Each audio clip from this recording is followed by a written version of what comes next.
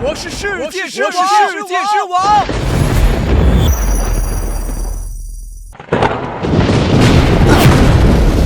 遭报应了，若有来世，我要做个好人。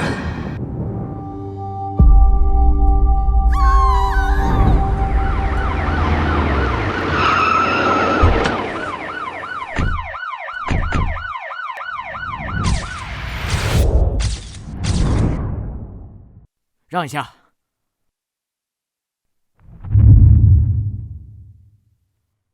赵队，死者身份问清楚了，张霞，女，42岁，与前夫离婚多年，独居，现在有个女儿在上大学。队长，死者身中3刀，致命伤在颈部。根据报案人提供的信息，初步推算，死亡时间应该在9点钟左右。哎呦，这么多血！3刀啊！3刀啊！哎呀！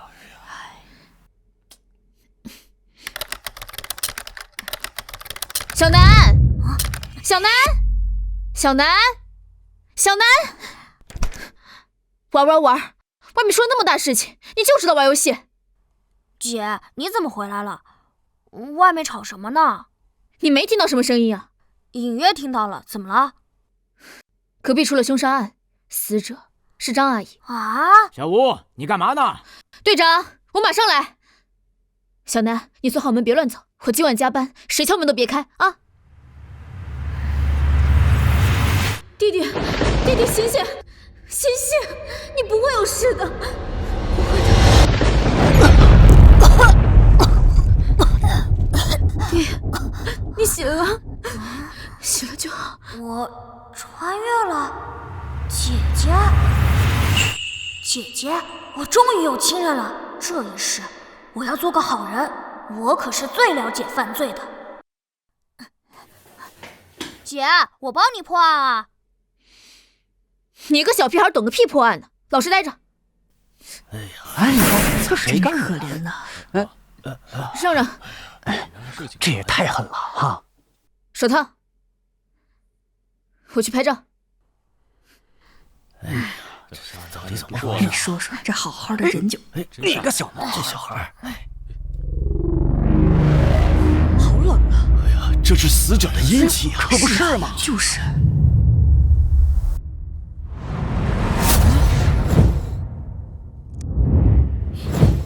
怎么这么香？哎呀，你看看，什么味儿啊？哎呦，真是太惨了！是啊，太可怕了。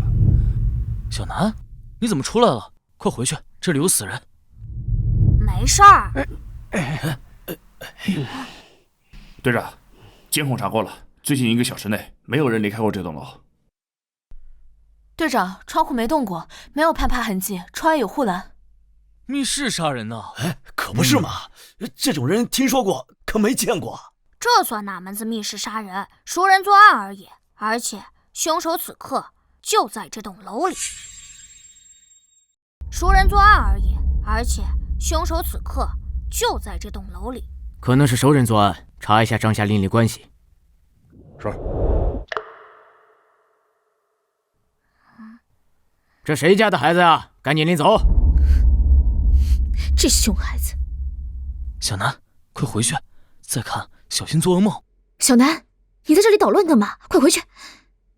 不好意思啊，赵队，这是我亲弟弟，他爱捣乱。这是你弟弟啊？亲弟弟？啊，还不快走！哎，等等，你和你弟弟就住在这儿？是对面602。小朋友，来，过来，过来，别磨叽，来吧。小朋友，叫什么名字？几岁了？9岁，3年级，放暑假打游戏。9点03分听到尖叫声。哎，大叔，你要问什么赶紧问，别拉家常。好，那你跟叔叔说说看，你在听到尖叫声之前都看到了什么，或者出门发现了什么？我在打游戏。那你怎么要说是熟人作案？这很明显啊。不是老赵，这现场还没勘察完呢，他就敢说熟人作案？你真要听个9岁小孩在这分析案情，这不是浪费时间吗？你爱听不听？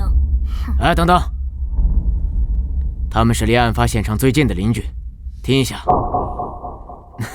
小南是吧？你继续说。首先，从案发到现在，没有人离开过这栋楼。1楼有监控，窗户有护栏，你们查过的。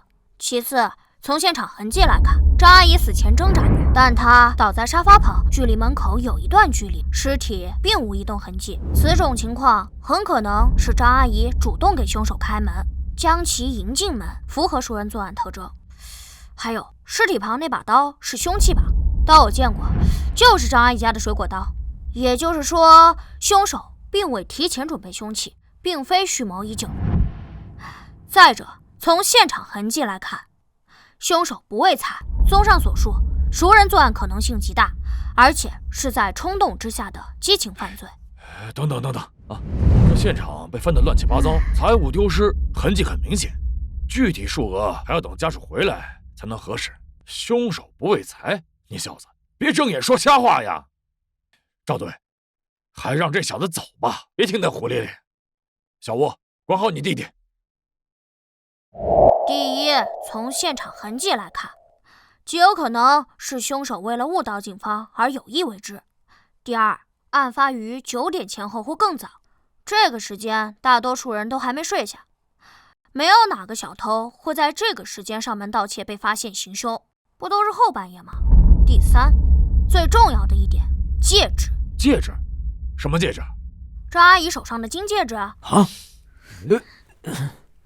如果凶手是为财，怎么会忽略这枚明晃晃的戒指？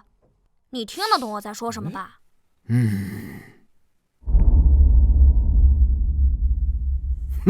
厉害啊，小子，你怎么懂这些？我爸是刑警，我妈是刑警，我姐是刑警，我就是刑警，家庭熏陶嘛。另外，我还看过800集的柯南。好小子，行，回去吧，这毕竟不是小孩子待的地方。哎，对了，叔叔，我得纠正你一个错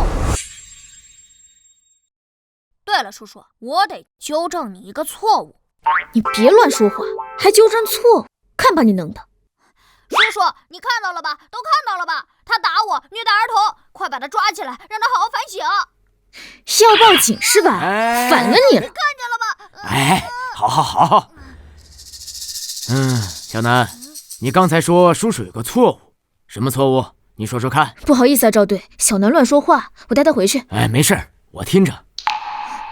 叔叔刚刚说，案发前，也就是尖叫前，这是不准确的，因为可能尖叫声就不是张阿姨发出的。那你又为什么如此推断呢？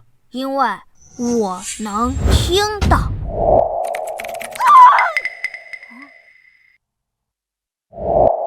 行了，我回去了。嘿，哎呀，快出来！这小孩，这孩子嘛。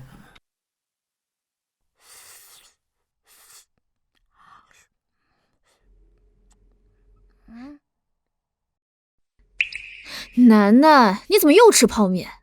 屋里都是味道，窗也不开透透气。姐，你回来了。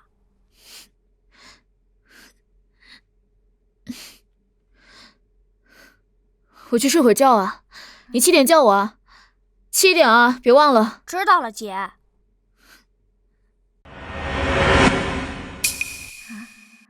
3天了，案子还没破。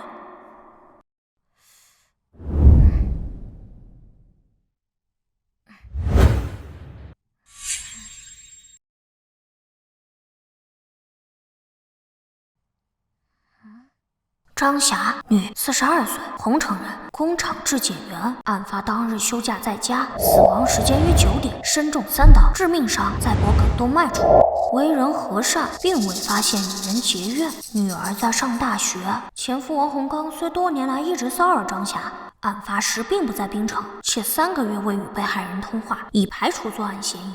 凶器上未发现指物，门口地面脚印复杂，皆来自于张霞与多名嫌疑人。这个案子明明并不复杂，怎么给调查成密室杀人案了？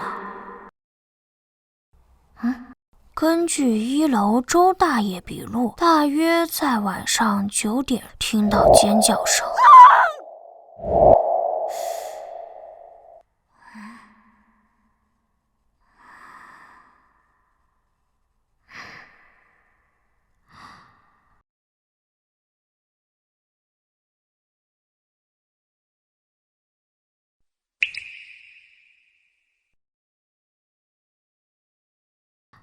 凶手应该就是他。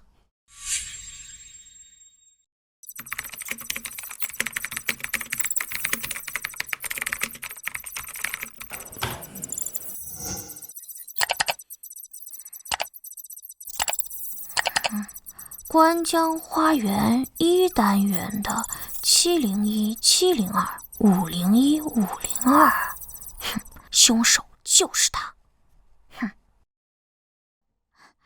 姐，7点了，起来啦！哎呀，你别吵，我起来了。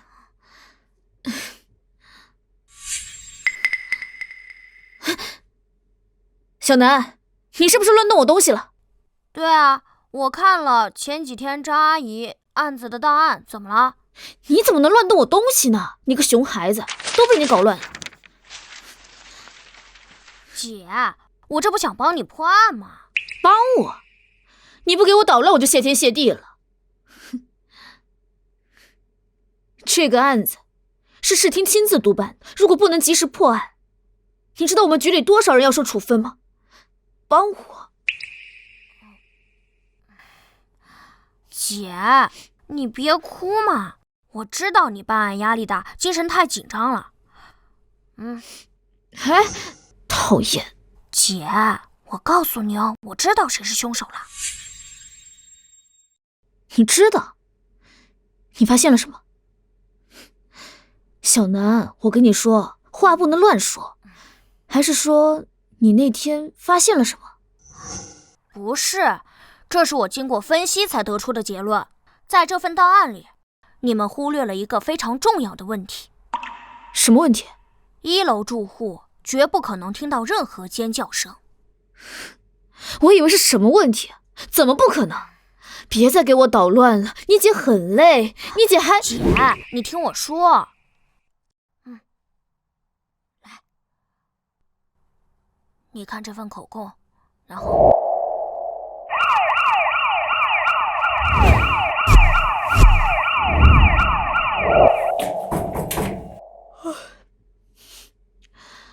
队长，你们来了，进来。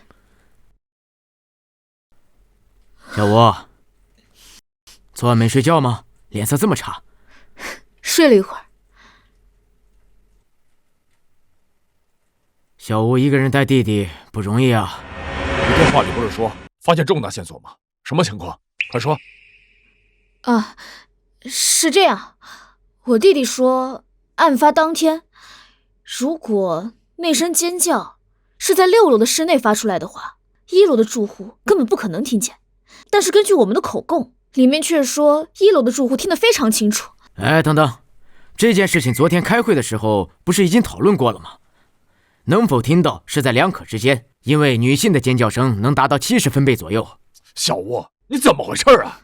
大家都这么忙，你弟随口说什么，这就叫重大线索？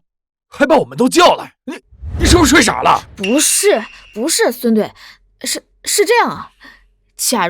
假设这个声音不是张霞发的。哎，行了，你搞什么呢？喂，那个谁，你干嘛凶我姐？会不会好好说话？小南，小吴同志，能不能管管你弟弟？这是命案，不是过家家。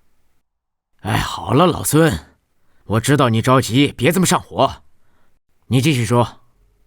就我们假设，那声尖叫不是张霞发出来的。姐，你几天几夜没合眼，这才睡了多大一会儿，状态这么差，怎么分析案情？还是让我来吧。行，你来吧。搞什么呀？到底搞什么呀？吴心言，凶杀案你让你弟弟先杀我什么呀？他一个9岁的小屁孩啊！你到底想干什么呀？我看你这刑警是不想干了吧？老孙，你干什么？别吓到孩子！行，你们说啊！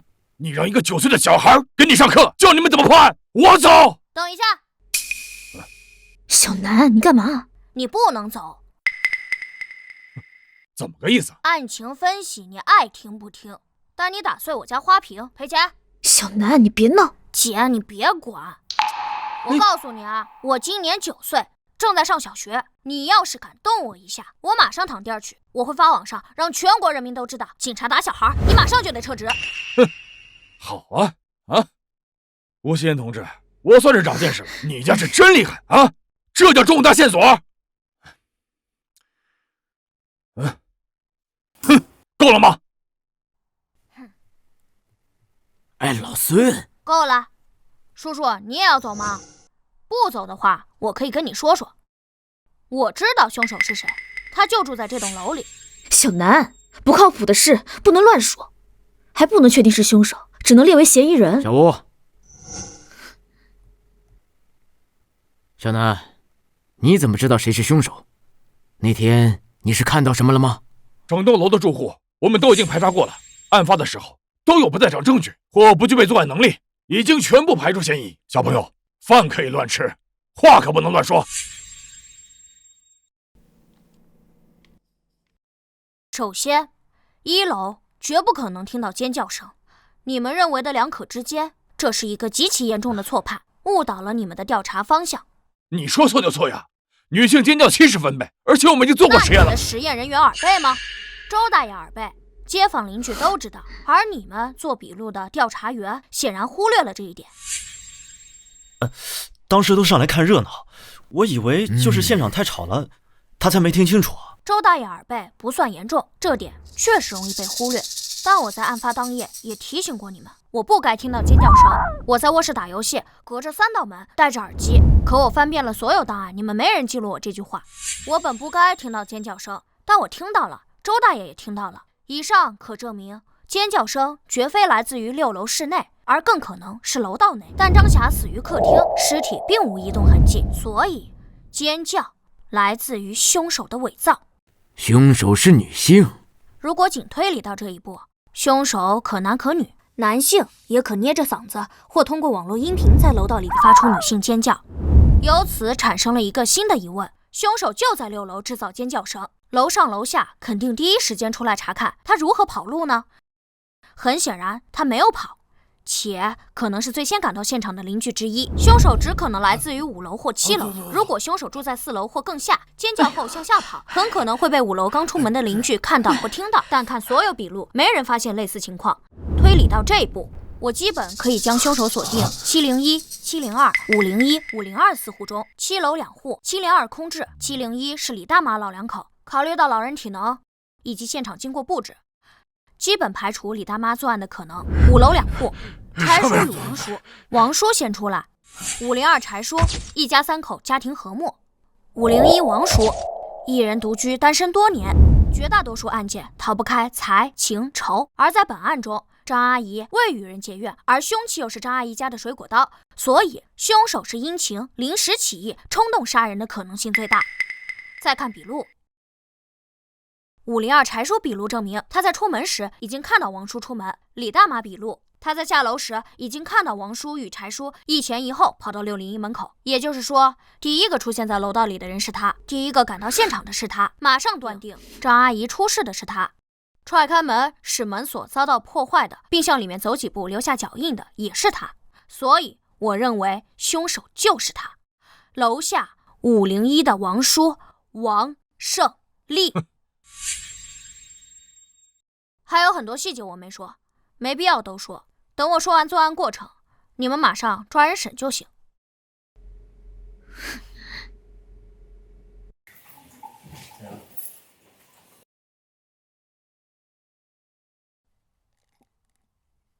7月13日夜里8点半至9点之间，王胜利正在张霞屋内谈事情，因为某些矛盾，王胜利失控。对呀，你可别胡说八道了，主观臆断，没有任何证据。这是严谨的推理，如果你有问题，允许提出来。好，那我问你，现场明明有盗窃痕迹，你为什么说没有丢失财物？张阿姨的女儿在案发隔天赶回来，笔录我看了。她这几年在外上学，极少回家，只能确认被害人卧室里过去的首饰没丢，2部旧手机没丢。至于被害人这几年是否置办其他值钱物件，以及是否丢失，他无法确定。你也知道无法确认。我原本认为戒指没丢是凶手伪造现场的疏忽，可我重新复盘案件后，发现并非如此。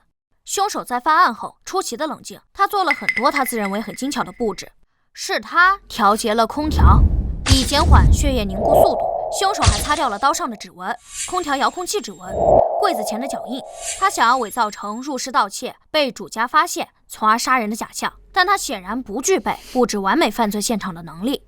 不知该如何处理赃物，1楼有监控，他带不出去，他怕警察搜全楼，因此他不是疏忽，他是故意的，什么都没拿走。这假象他认为也是合理的，入室盗窃还未发现值钱物件，被发现杀人，慌忙逃走，所以结合被害人女儿的笔录，我认为他就是什么都没丢，因为他不敢拿。你可真会想象。还有什么问题吗？好，那我再问你，如果真按你所说，一个普通人冲动杀人，他怎么能如此冷静？怎么可能想到如何布置现场，甚至误导警方？谁跟你说王胜利是普通人？你什么意思？要不咱打个赌吧？赌什么？王胜利是凶手？你真当这是过家家？王胜利一定是凶手，没什么好赌的。哼，那你扯什么？我认为王胜利过去杀过人，身上还背着命案，你信吗？什么？他过去杀过人？小南，不能乱说话。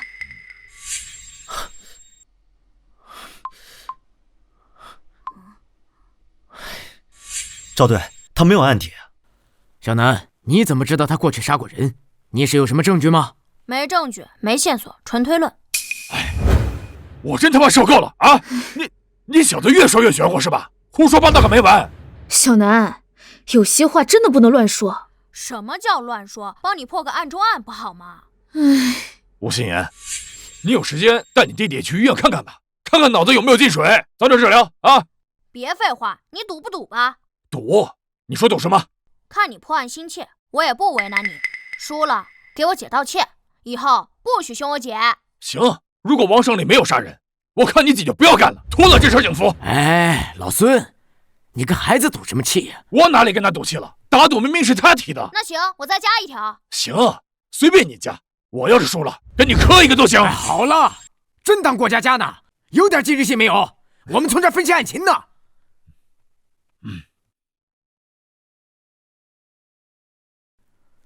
小南啊，你刚才分析的是有几分道理，但是他没有实质性的证据，就连间接性的证据也没有，全是推论。我现在虽然可以把王胜利带回警局配合调查，但最多关他48个小时。这是命案，王胜利如果真是凶手，且如你所说，他极度的冷静，心理素质又过硬，他就不会随便的去交代什么。但王胜利如果不是凶手，影响会非常的不好，你姐姐会受到严重的处分。谁说没有证据？我刚想说来着，被人打断。那行，那我就再说一下。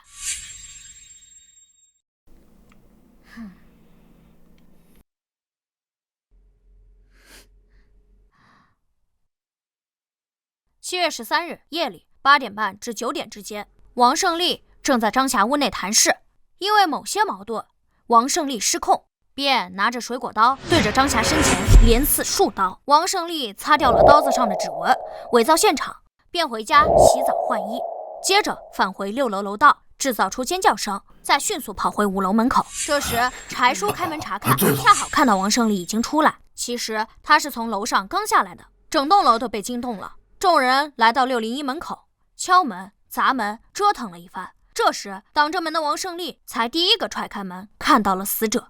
以上是凶手作案的大致过程。间接证据：根据被害人伤口出血量，凶手身上必被泵溅上血，他需要回家洗澡换衣，且对衣服反复冲洗。案发这3天，他一定反复冲洗过浴室，可以查一下他家的水量情况。证据2，可对凶手家浴室进行卢米诺测试。卢米诺测试，高度灵敏的化学发光检测方法，法医学领域检测，肉眼难以观察到的极微量血迹。哪怕凶手反复清洗过浴室，血液被稀释到100万分之1，卢米诺测试依旧会有效。证据3，王胜利40多岁，重度烟瘾，嗓音沙哑的他，哪怕捏着嗓子，恐怕也很难模仿出女性尖叫。所以，我认为他是靠电子设备模仿出尖叫。抓人时带我去现场搜查，我能帮你们找到直接关键证据。不对，假设王胜利真的杀过人，而且洗了澡，按被害人的出血量，如果角度……案发当天，围观邻居中，王胜利是唯一一个刚刚洗过澡的人。虽然他吹干了头发，换的是衣服，伪装得很好，但他身上依旧有浓郁的沐浴露香味。我证明，我记得，我可以断定，王胜利身上不仅溅上了血，还很多。如果只是少量血溅到衣服上，换衣服就够了，不需要洗澡。还有问题吗？用水量够了，等我打电话。喂，老雷啊，我老赵，哎，找你帮个忙，帮我查一下713案，案发单元最近的对，1个星期就可以，用水量的情况。好嘞，我等你回电。哎，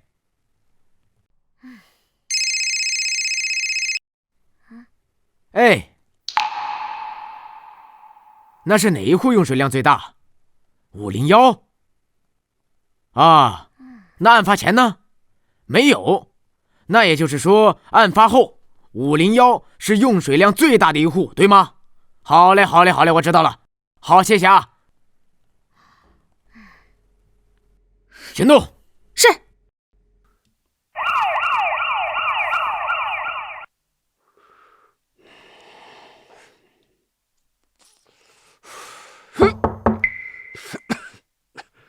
谁呀？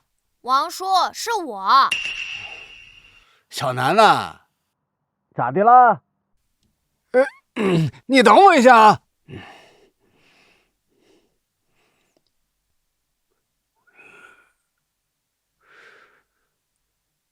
这大晚上的，小南，你有什么事儿吗？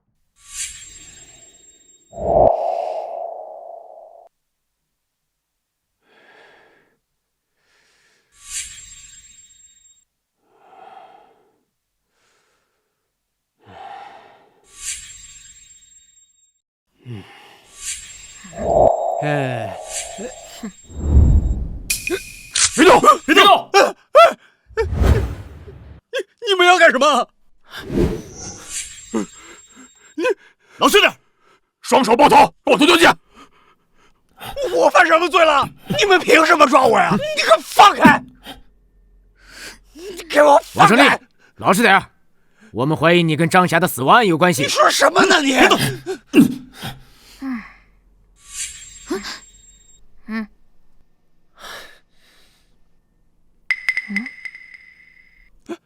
等等！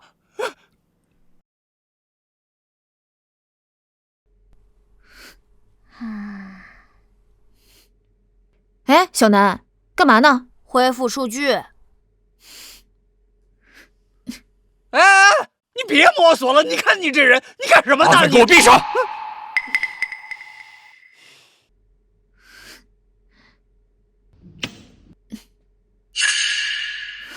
队长，你快来看！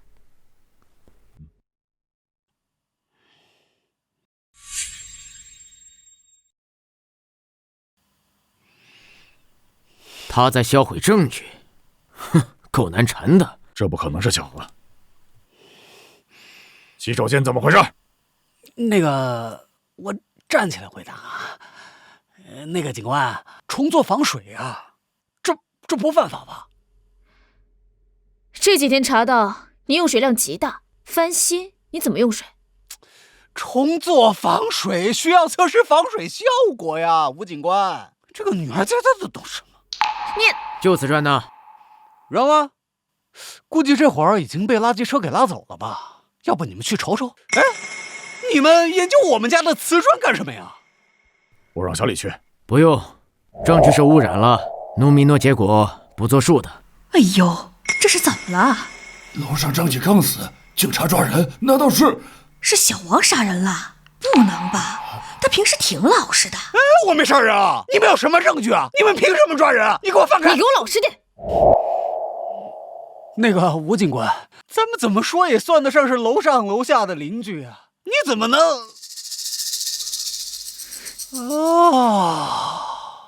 我想起来了，你觉得我之前得罪过你，所以你对我打击报复是不是？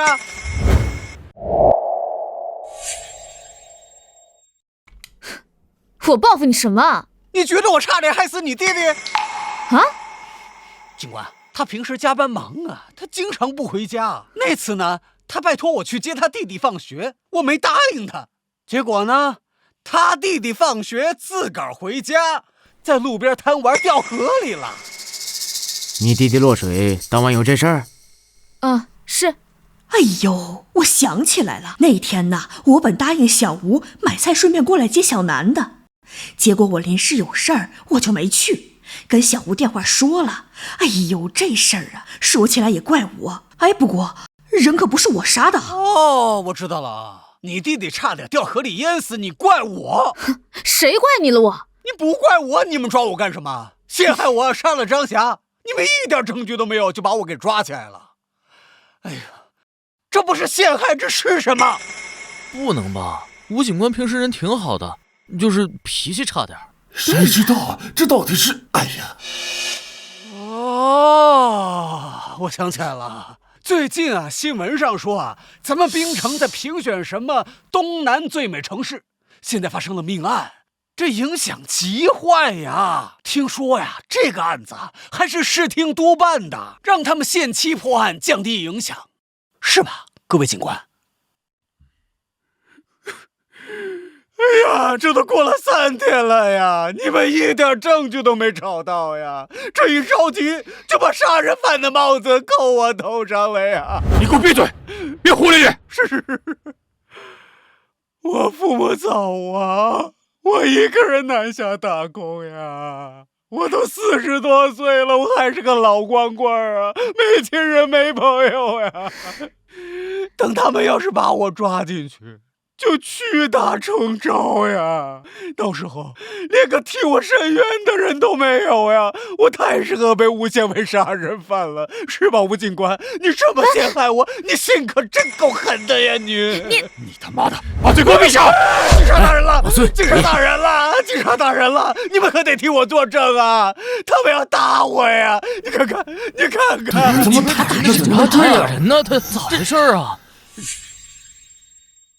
小王啊，平时沉默寡言的，都不爱跟人说话，今天竟然这么能说，这可是掉脑袋的罪，谁被污蔑谁不急呀？对呀。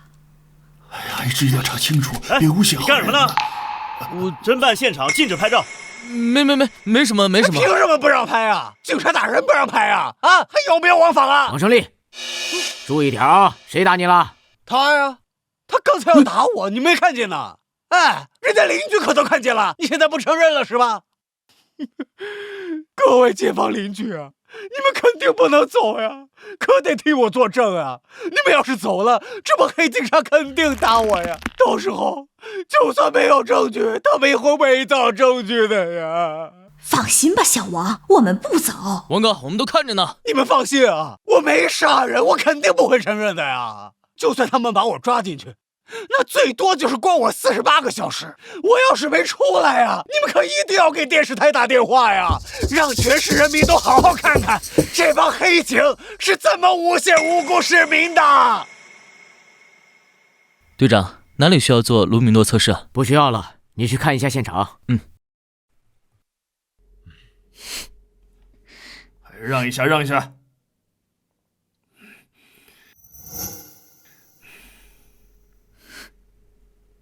老钱，你怎么来了？听说你抓到嫌疑人了，过来看看。我冤枉啊！他们没有证据，随便抓人啊！他们赵队没证据，正在收集证据。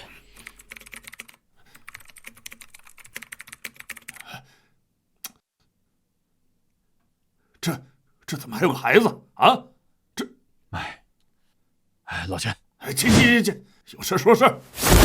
老钱，这是我们1组的案子，赵队亲自盯着的，这里没你们2组的事。你从哪儿来啊？回哪去吧，别在这添乱。什么？我添乱？就你手下那几个歪瓜裂枣，还有个走后门进总队的，连现场管理都做不好，能办好什么案子？不是，你什么意思？没意思，我早就说过，这个案子就应该让我们2组来办。青天大老爷，你可来了呀！你可得为我做主呀！我是被冤枉的，他们没证据啊！他们，你看看啊！随便扣人，连证据都没有，这传出去会造成什么影响啊？哎，行了，老钱，这没你的事儿，回吧啊！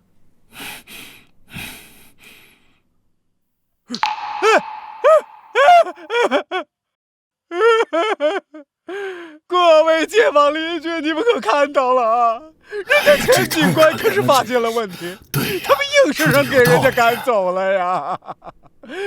这帮黑警是铁了心要诬陷我呀！哎呦，这警察是怎么了？这都什么世道？这是陷害啊！王胜利，你注意点啊！诬陷，这就是诬陷啊！你们可一定要通知电视台啊！还有没有？谁陷害你了？你，还有你姐！不见棺材不掉泪，这是你手机吧？是我手机，那又咋了？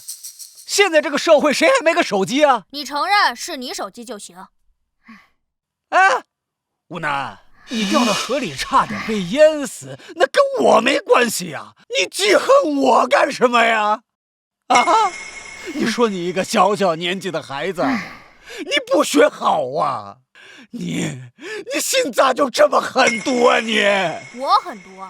那行，我今天就发善心。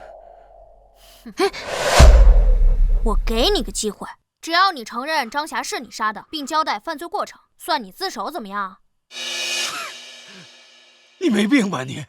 我没杀人，我自什么首啊？哼！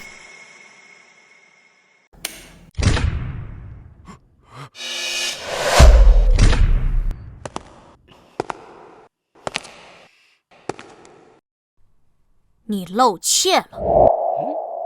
什么？试探你啊！你果然杀过人。你胡说什么？你东躲西藏这么多年，想必熟读法律。其实你是知道的，你是临时起意、冲动杀人、激情犯罪，配合自首情节，是判不了死刑的。死缓减无期，实际服刑时间不得少于原判刑期的1/2。也就是说，如果你自首，老老实实服刑，再有个什么重大立功表现，减刑，最快15年就能出来。其实你很清楚，警方已经盯上你了，你逃不掉的。就算你48小时死不交代，你与张霞的过往也一定会被查出来。警方只是需要更多时间，而你还心存侥幸死不承认，因为你在害怕你过去的事被翻出来。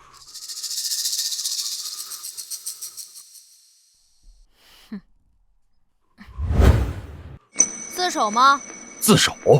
嫌疑人没有第一时间反驳，小南跟他说了什么？声音太小，没听清。大家都简单点，你数罪并罚，下辈子做个好人。我不知道你说什么。不见棺材不掉泪，那我送你上路。你没证据，你没有证据，你没有证据。我有证据。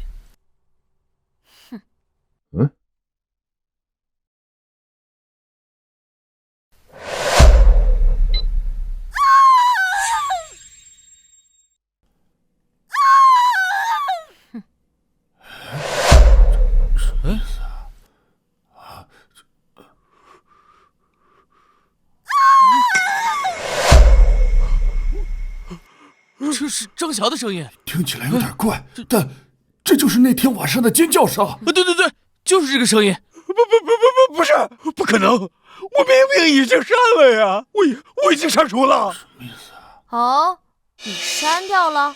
你承认这是你制造的声音了？那晚上的声音是王哥搞出来的。哎呀，他搞这干什么呀？他怎么这样？我们都认为他是好人。没想到真是他呀，真是作孽呀！我已经删了，我明明已经删了呀！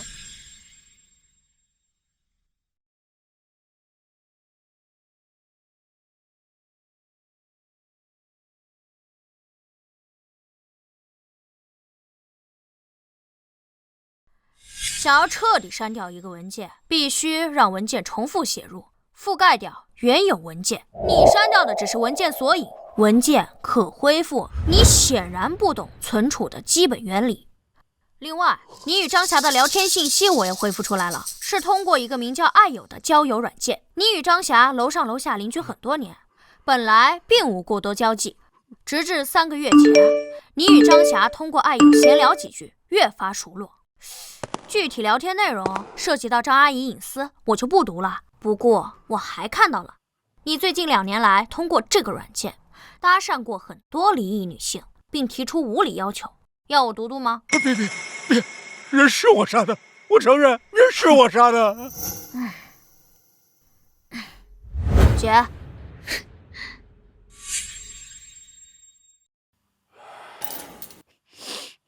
我杀他只是一时冲动啊，我俩好了快3个月了，我最近发现他不对劲，对我越来越冷淡了。我怀疑他外面有男人了，我那天给他发消息他也没回，我就去找他了。谁啊？我。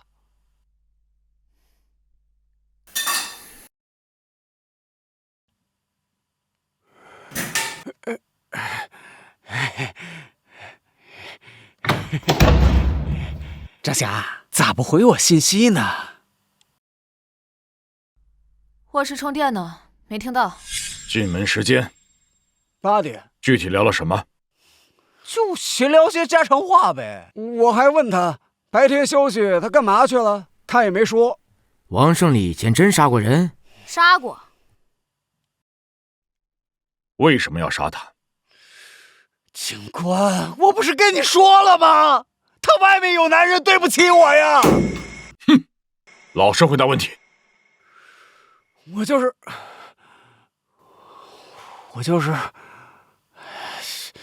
我说，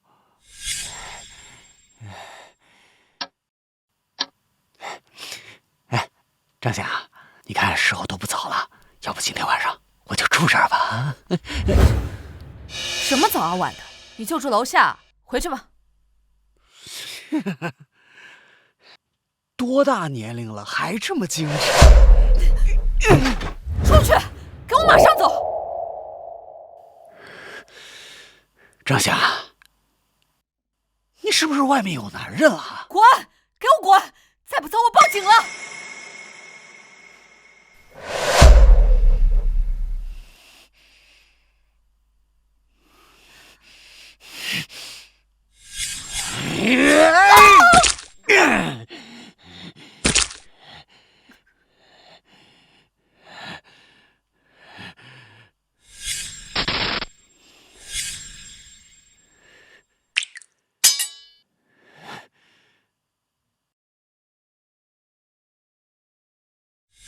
现场盗窃痕迹是你布置的？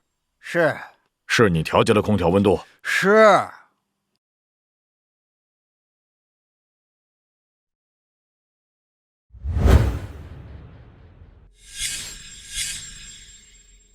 既然你承认就好，让他还押。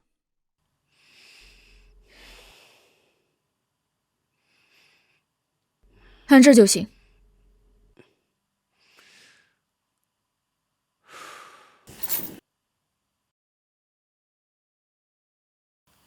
结束了，都结束了。还没结束，王胜利，你还有什么要交代的？比如，你以前犯过什么案？或者说，你以前杀过人吗？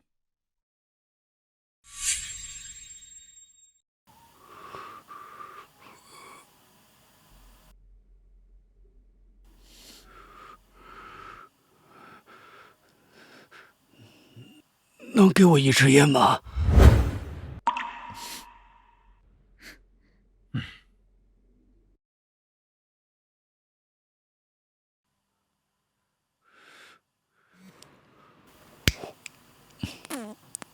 是。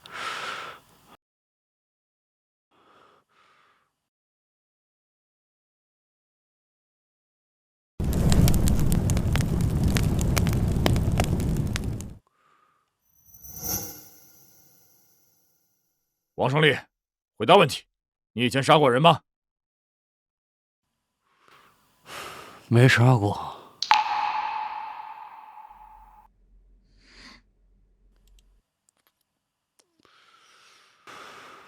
张霞是我杀的，我都已经承认了呀。至于其他的，没什么好交代的。哼！王胜利，我警告你，不要负隅顽抗。谁负隅顽抗了，警官？我没杀过什么人，有本事你们自己去查喽。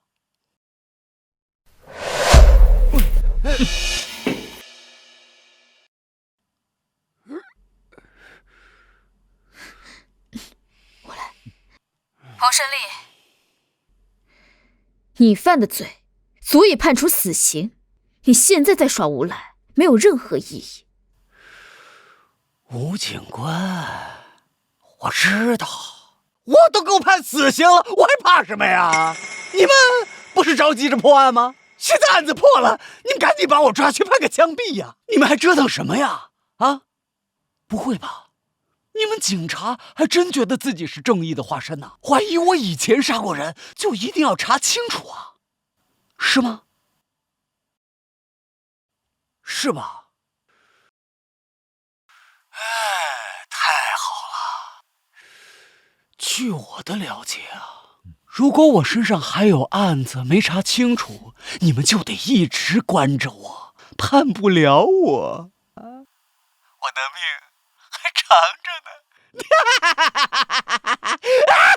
小南，你说王胜利以前杀过人，有几分把握？10分，我去审吧。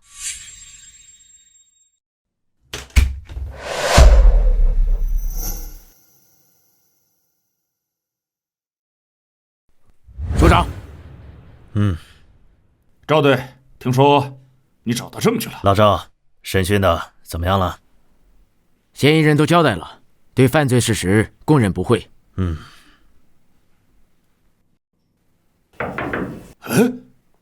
赵队，怎么又是这个孩子？上次在案发现场的时候，就是这个孩子一直在乱翻嫌疑人的东西。伯伯好。老赵，这是吴心言的亲弟弟吴楠，他们家的情况您是都知道的。哦，我知道了，父母因公殉职后，就剩他们姐弟俩了。对。哎，是啊，是够难的。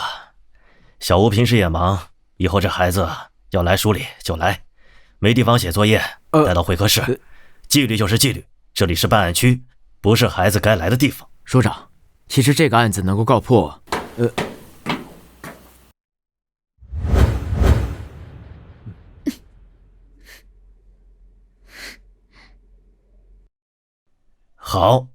好，这个案子能告破，你们功不可没，赶紧结案送检吧。署长，还不能送检啊？为什么？小南，你说王胜利以前杀过人，有几分把握？10分。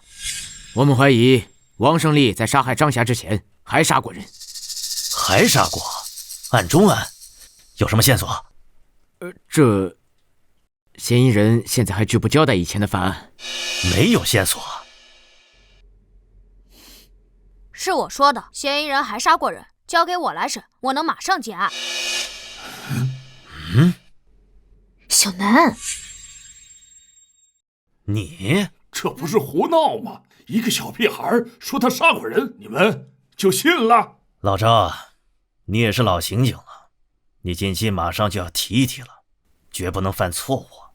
署长，这些我都明白。其实713案能够顺利的告破，还多亏了吴楠，他是个神童。这神童？所以没有线索，没有证据，他说你就信？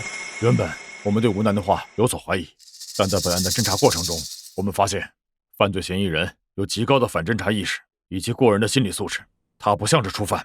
哎，等等，老孙，你的意思是还真要查？什么线索都没有，怎么查？就这么一直耗着吗？就这么一直关着嫌疑人吗？上边要求我们限期破案，既然这个案子已经破了，署长，713案可以上报，但是犯罪嫌疑人以前的犯案，我还是觉得……怎么，你想查？那你报告打算怎么写？就写一个9岁的孩子怀疑他杀过人，你们信了？哎，有没有人呐？还有没有人呐？你们到底审不审呐？还有没有点人权呐？啊！保持安静！你们到底审不审呐？我都困了。你不审的话，把我送回去睡觉吧。哎，怎么来这么多人呐？哦，你们刚才在外边，不会是在商量怎么对我刑讯逼供吧？来，老子都被判死刑了，老子怕你们呢啊！来，尽管招呼。老张，我再给你5天时间，查明嫌疑人过去还杀了谁。署长，这可能是嫌疑人为了故意拖延时间，故意这么说的。5天？老子给你5年，你他妈也查不出来。5分钟，我来审。给我5分钟，我让他交代。你个小屁孩，你懂什么？吴心言，管好你弟弟。署长，他们怎么能让一个9岁的孩子办案呢？这简直是胡闹啊！小吴，你弟看过案件卷宗，这是违反纪律的。署长，我给我5分钟，破不了案，伯伯可以处分我姐。什么？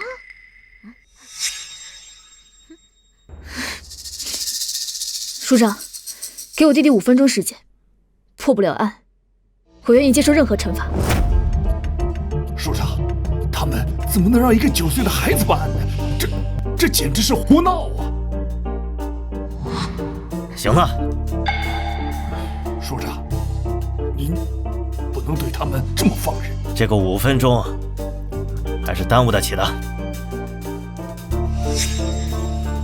你既然说他是神童，而你又立下军令状，那我就给你这5分钟。好，就5分钟。小南呐，你呀也是我从小看着长大的呀。说实话，这街坊邻居的可没谁夸你聪明啊，你挺笨的。这之前呢，也不知道是谁教你的那些东西。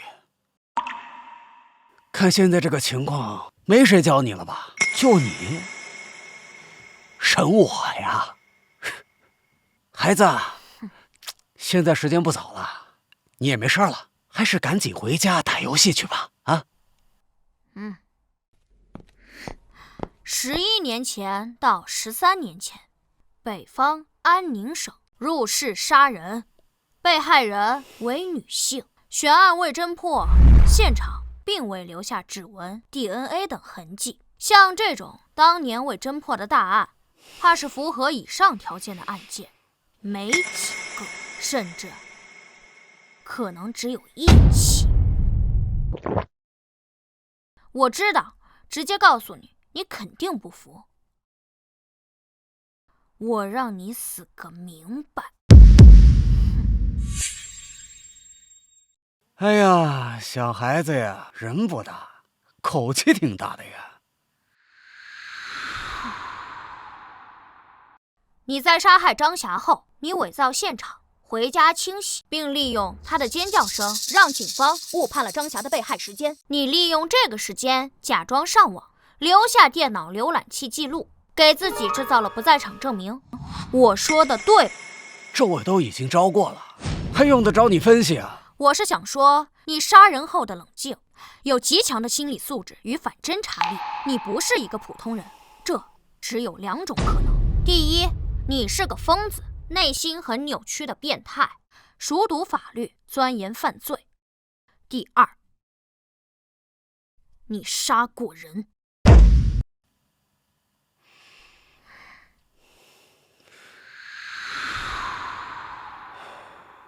你怎么就知道我不是个变态呢？你搬来10年，如果你真是个变态，你不可能忍到今天。我这都是你的胡乱猜测。你不知道你最大的破绽是什么？你做了很多自认为自己很精巧的事情，有着超乎寻常的执行力，但你却没逃走。站在你的角度，我得到了2种答案：第一，直接逃走太明显，住得那么近，谁在张霞死后谁失踪了，谁就是凶手。第二，你不想破坏自己如今安定的生活。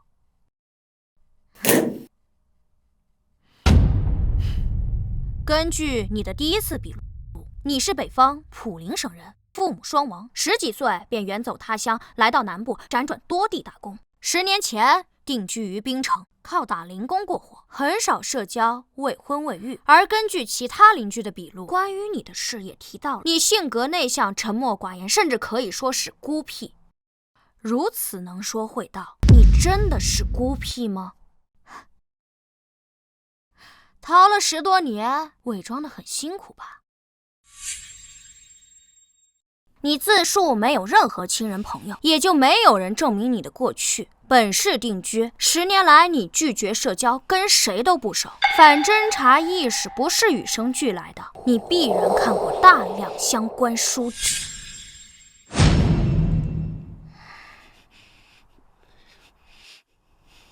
或许你自己都没意识到你身上的味道有多重。味道？什么味道？逃犯的味道。你这种人，如果不怀疑你还好，一旦盯上你，实际上你处处都是破绽。你过去10年给人留下的印象，完美符合一个逃亡者、潜藏者的特征。而你在本案侦办过程中的表现，也证明了你过去10年时间是在伪装。杀人后的冷静，极强的心理素质，性格的伪装，拒绝社交，隐藏自身。单一条件或许说明不了什么，但若汇聚在一起，你不知道你身上味道多重吗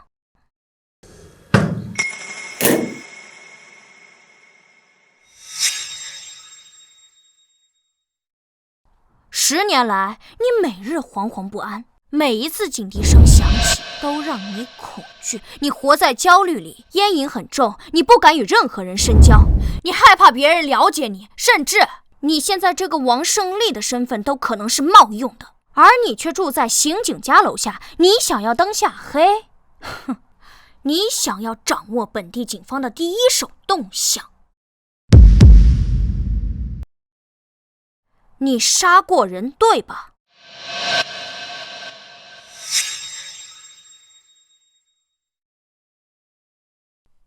哼！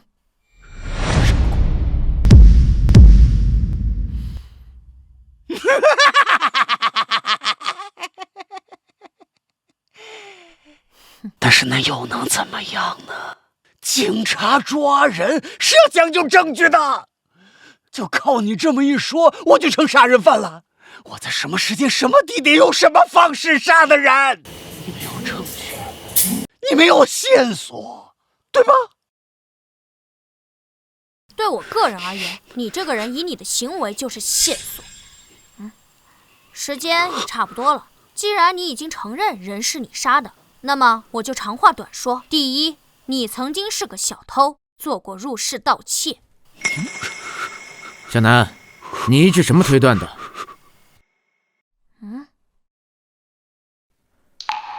报告需要写清楚。因为张霞被害现场的盗窃痕迹是专业的，一个入室盗窃惯偷会很清楚哪里可能有财物，哪里没有。而在张阿姨被害现场，距离门口最近的是鞋柜，还有厨房橱柜、洗手池台下柜等位置并无翻找痕迹，而诸如茶几、电视柜、衣柜，包括挂有常穿外套的衣架上面的衣服，这些可能放有老旧手机、首饰、现金的位置，全都被翻过。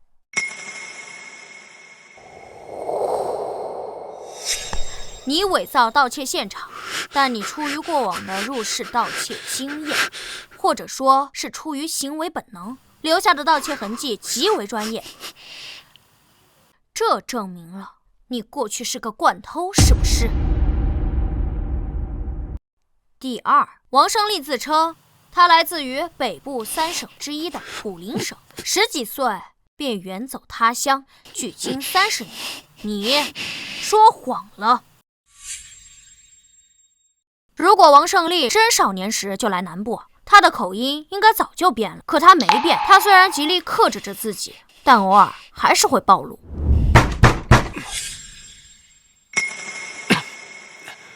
谁啊？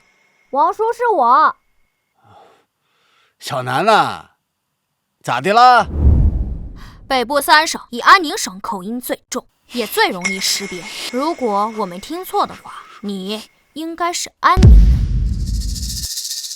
第3，既然王胜利乡音难改，那么我认为在他成年后的很多年，他都待在家里，因此他正是在第1次杀人后才逃离的家乡。第4，王胜利身高167，身材瘦小，他杀害的若是一个成年男性，且自身没有暴露，那么难度更高。因此，我倾向于他杀害的是一名女性。第5，人是有行为惯性的。王胜利在杀害张霞后，身旁就是张霞的尸体，他却能够从容地清理痕迹，伪造现场，甚至他还能想到把现场伪造成入室盗窃这一点。我认为，王胜利在冲动杀人后能有如此高的执行力，与他过去经历过相似场景有关。别说了，别说了。第6，一个人在杀人后，往往都会东躲西藏一段时间，关注一下案情进展，然后找个地方安定下来。王胜利是10年前来槟城的，这是他最后躲藏地。这10年也说明了王胜利不是一个爱换地方居住的人，不然应该死定了。我认为他上次作案时间应该是在11年前到13年前之间。综上所述，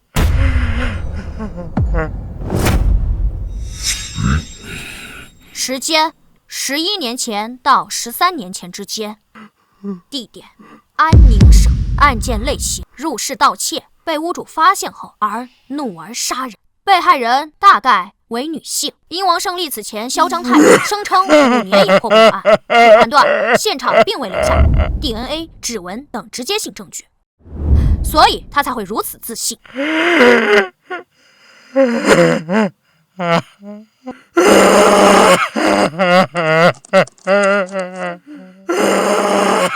姐，符合以上所有特征的案件找到了吗？目前有2个，如果排除 DNA 和指纹这些直接性线索的话，剩下1个。12年前，安宁省会凤阳市616灭门惨案，死者是一名成年女性与2名婴儿。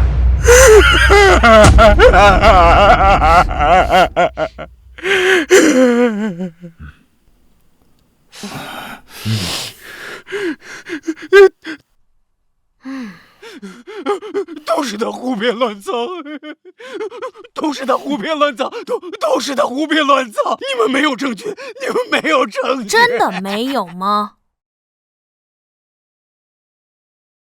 没有！王胜利，你要干什么？给我走！走！你们走！走！老实点！不是我，不是我，我跟那个案子没有任何关系，没有任何关系。如果没有证据，那你在害怕什么？确实应该没有 DNA 指纹的证据，但只是没有什么直接性的证据。你搬来10年，惶惶不可终日，你到底在怕什么？是有证据的，对吧？一起凶杀案至少要调查半年以上，所有线索全断，无法继续追查，才会暂时搁置。期间会有成百上千人被调查，庞大的调查信息里会有很多佐证，很多间接证据。只是因为你当初是随机作案，你从未被列为嫌疑人，也没有在你身上核对，所以才让你暂时逃脱了法网。而现在，我们已将你与616案联系到一起，你逃不掉的。署长，我提议联系凤阳警方，把616案的全部档案调出来，并请凤阳警方派遣当年参与过此案调查的老刑警来本市协助办理此案。我同意，报告可以回来再补。你现在马上联系凤阳警方。是。赵叔，等一下，算上那边整理资料的时间，最晚后天到，满打满算3天时间。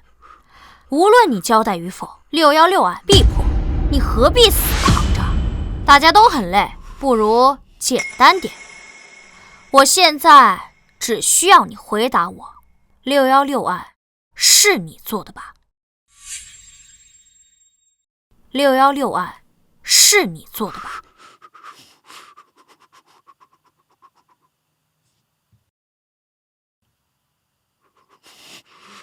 都到这个地步了，你还不交代？616案要是与你无关，刚刚激动什么？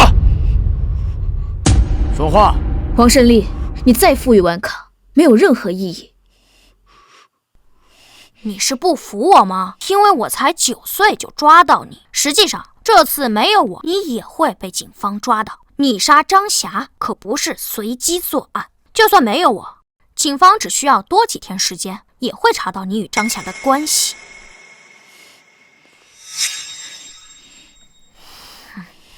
是的，这种死硬分子交给我吧，我保证今晚就让他开口。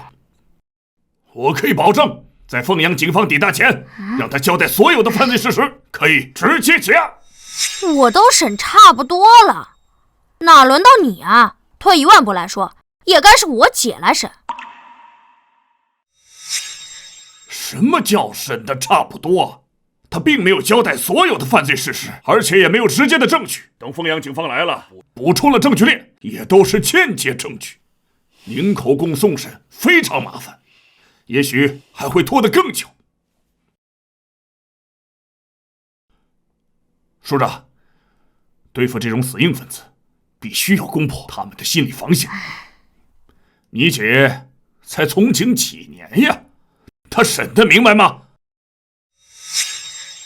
那照你这么说，那我才9岁，我审得明白吗？你要是真有本事，你就让他开口，否则不要影响我们办案。好，姐，我相信你，一定会有办法让他开口，对吧？啊，我。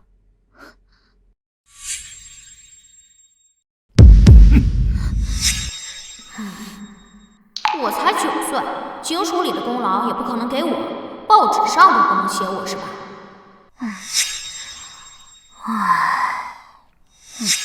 现在你知道叹气了？我哪儿叹气了？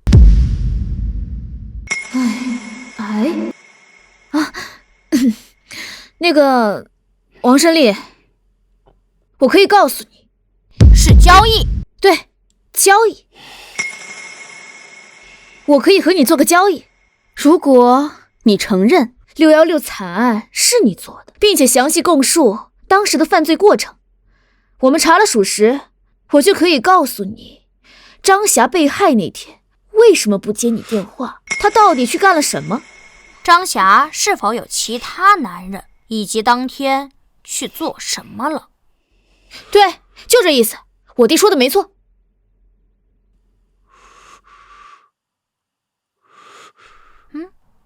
其实这也不仅仅是交易，而是我非常想让你知道，干脆点儿，你承认作案，我告诉你答案，你交代犯罪过程，我可以给你看张霞的体检报告。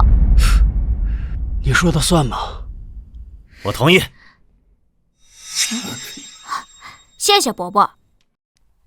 我最后问你一遍，12年前发生于安宁凤阳的616案是你做的吗？这个案子616案是你做的吧？是我做的。这案子是我做的，人全都是我杀的。我出去一下。你快告诉我。你知道我为什么想让你知道吗？什么？我想让你知道你多该死。什么意思？在张霞被害的6天前，她突发身体不适，并去了医院，在医生的建议下做了穿刺活检。案发当天，张霞再次前往医院复诊，并拿了活检报告，她得了肝癌。张霞并没有你所认为的其他男人。根据张霞与闺蜜的聊天记录，张霞在得知自己生病后，第一时间是想到女儿学费，然后才是自己治病。她知道你这10年生活低调，有一些积蓄，但她却从未想过让你出钱。她确实是想跟你分手，但她是不想拖累你，而你却杀了她。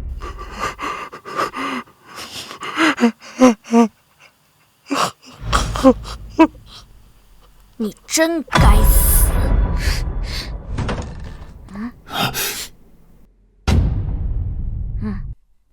这是张霞的体检报告，如果你还有兴趣的话，可以给你看。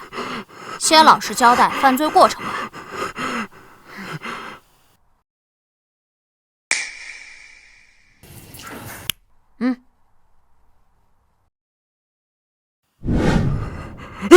你等等！吴局长，你让他们进来枪毙我吧！人都是我杀的，你让他们枪毙我吧！我他妈该死！我他妈该死！我该死！你老实交代案情，你交代的作案过程必须要跟案件细节对得上，这才是你要做的。法律自然会惩罚你，真是神经病。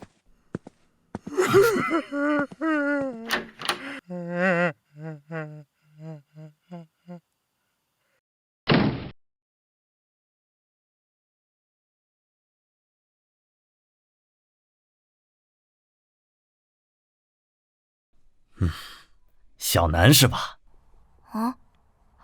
吴楠。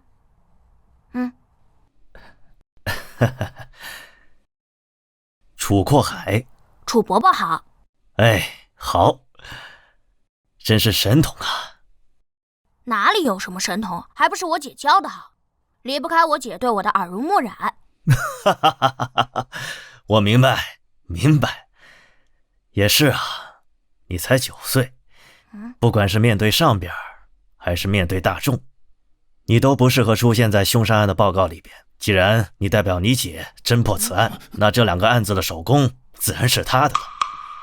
放心。楚伯伯，那有奖金吗？我想换台电脑。有，731案能够迅速侦破，书里自然会有嘉奖。另外616案既然当年没有侦破，肯定要向社会征集线索的，应该有几万块奖金。是的，案子不是小吴破的呀，他本身就是靠着走后门的关系才被调入总队的。他能力不足，如果这次把首功给他，难以负重啊，还会引起更多的非议。有病就去看，没事老嚼舌根干什么？小鬼，你骂谁呢？我没骂人啊。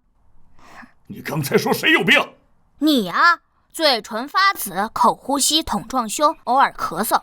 我真心建议你去医院看病，病得不轻，再晚说不定就来不及了。你这孩子到底还有没有教养？到底谁没教养？说谁走后门呢？你一把年纪了，还妒贤技能，争功夺利的。你什么你？我姐今年27，5年前从东南警校毕业，2年特警，拿过2次东南警界女子格斗冠军，1次射击冠军。之后，我姐转去基层，从民警做起，也是冲在了第一线。3年前梅河区闹市劫持案，是我姐与人质交换，最终制服歹徒，差点被抹了脖子。前年那场爆炸案，要不是我姐枪法够准，用手枪打中了120米外的目标，说不定还要炸死多少人。去年联合行动追捕逃犯，我姐身中2刀都能制服逃犯，在家足足躺了3个月才养好。在那几个月前，是，我承认，我爸妈6年前因公殉职，我姐在晋升过程中确实受到了一点照顾，包括去年调入总队，继承了父亲的警号。但我敢说，我姐没有走后门，他每一步都走得堂堂正正。他是一个优秀的刑警，容不得你来抹黑。舅舅提过很多次，想把我姐调到他那边去，待遇肯定比这里好。但我姐不同意。按照我姐的话说，这里是我爸妈守护过的城市，她要继承爸妈的志愿，继续守护这里。你说的好像就跟谁没负过伤似的啊！在这里的老刑警有一个算一个，谁没有在一线拼命，谁没负过伤？行了，这是负伤的事吗？我姐破格提拔，不是立功就是拼命。你说谁走后门？那行，现在领导不是在吗？你说是谁给我姐开的后门？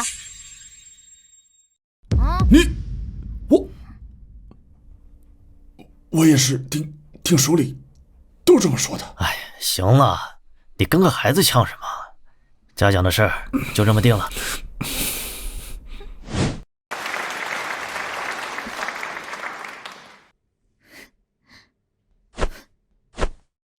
小吴辛苦了。追凶极恶，行经使命，不辛苦。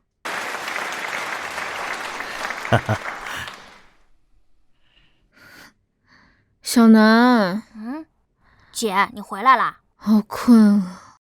姐，刑警不是忙的时候忙死，闲的时候特别闲吗？这才破了大案，你就休息一天，又开始没日没夜的忙啊。清理积案专项行动，所有人都在加班。不行了，我要睡觉了，乖啊。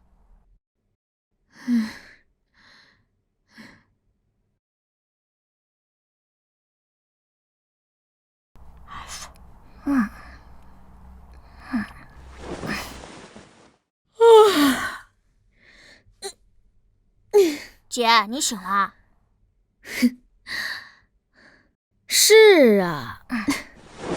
你说，谁家弟弟这么聪明，还会破案啊？这算什么？这么简单的案子，非要本神童给你推理一番。说你胖，你还喘上了是吧？本来就是嘛，这么简单的案子，我分分钟破解。你又是没日没夜的忙。你这是薯片吃多了中毒了吧？行，你要这么聪明，我考考你啊。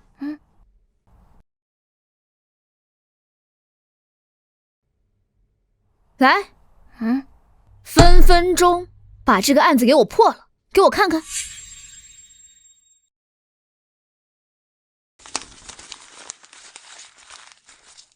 去年12月份的案子，大半年了。好家伙，档案这么厚，还没查出来。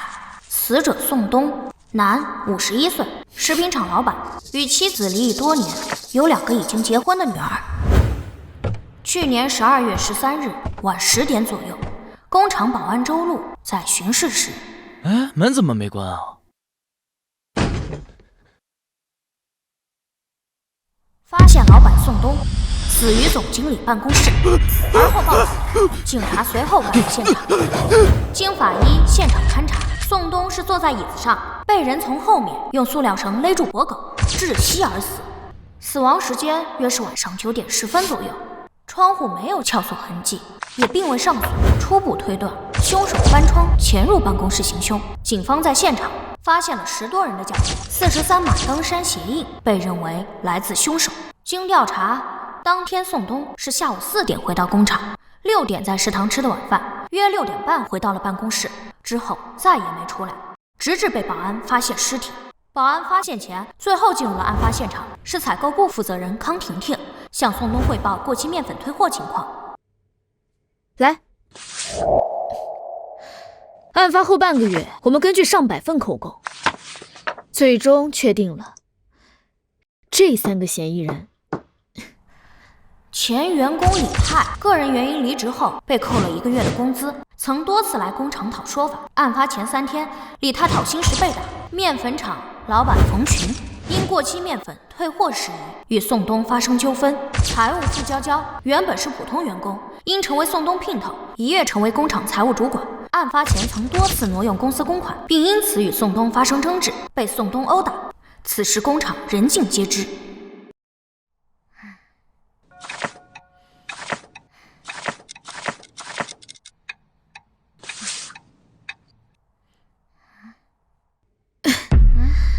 特别是这个傅娇娇。宋东死后，他还参与了财产争夺战，而且他说他跟宋东是事实夫妻。在调查的第2个月，就把他列为了头号嫌疑人。虽然他有不在场证明，而且以他的体力不可能杀人，但也不排除有雇凶杀人的可能。可是我们警方在随后的调查里没有任何结果。姐，你们所列的这3个嫌疑人，可能调查的方向全错了。你有什么发现？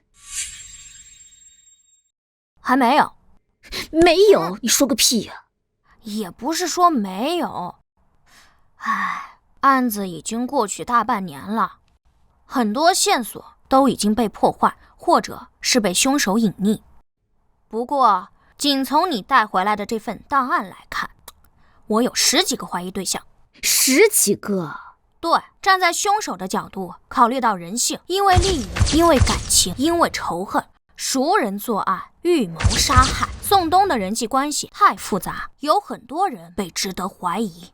果然啊。什么？我就不应该给你看卷宗。为什么？小南，你现在虽然是我们警署的名人，大家都说你很聪明，善于推理，可是你毕竟才9岁，没有系统性的学过刑侦。事实上，你能想到的，我们全都调查过，几10个怀疑对象，我们才筛出了这3个嫌疑人。上百号人的专案组，足足查了3、4个月。而且时代不同了，正如你所说，713案，如果再给我们多一点时间，我们肯定能调查清楚王胜利跟张霞的关系。12年前的616灭门惨案，虽然是随机作案，但是入室，在现在这个时代，以现在的公共监控密度还有侦破技术，凶手不可能逃得掉。姐，你为了打击你弟弟，还真是煞费苦心啊。小南，我真的没有打击你，你真的很聪明。我也希望你考上警校，成为一名刑警。毕竟，咱妈的警号还等着你继承呢。好啦，档案你也看到了，你也没有列出个直接嫌疑人，证明你这一套刑侦推理是破不了案的。而且你才9岁，我也不可能带着你东奔西跑走访调查吧。而且这个案子没有新的线索，根本不可能重启调查。要不是因为这次清案行动，我觉得我们应该试试。姐，你带我去警署吧。你要干嘛？你这里档案不全，最重要的工厂监控只有一些截图照片。只要你给我利用你们警队的资源，我说不定，不，我保证3天我给你找到凶手。3天？你刚刚跟我说分分钟，我们上百号人的专案组查了那么久都没查出来，你3天就想破案，牛皮吹上天了吧？哎呀，分分钟只是形容词，只要你给我更全面的案件信息，3天破案绰绰有余。姐，我知道这违反纪律，要不你跟赵叔说说，通融通融。要不你先把监控硬盘拿回来，先让我看看。小南，你说偶尔去警署帮我们参与调查办案，没有人说什么，可是如果是去参与案件的长期侦办，对谁都说不过去。跟赵队说，他可能同意让你去，可是破不了案，我们从上到下多少人要受处分？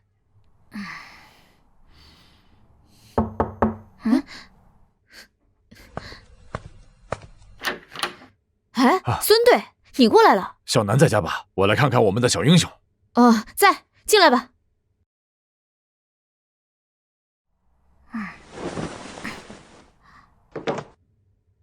孙队，有什么事儿现在过来啊？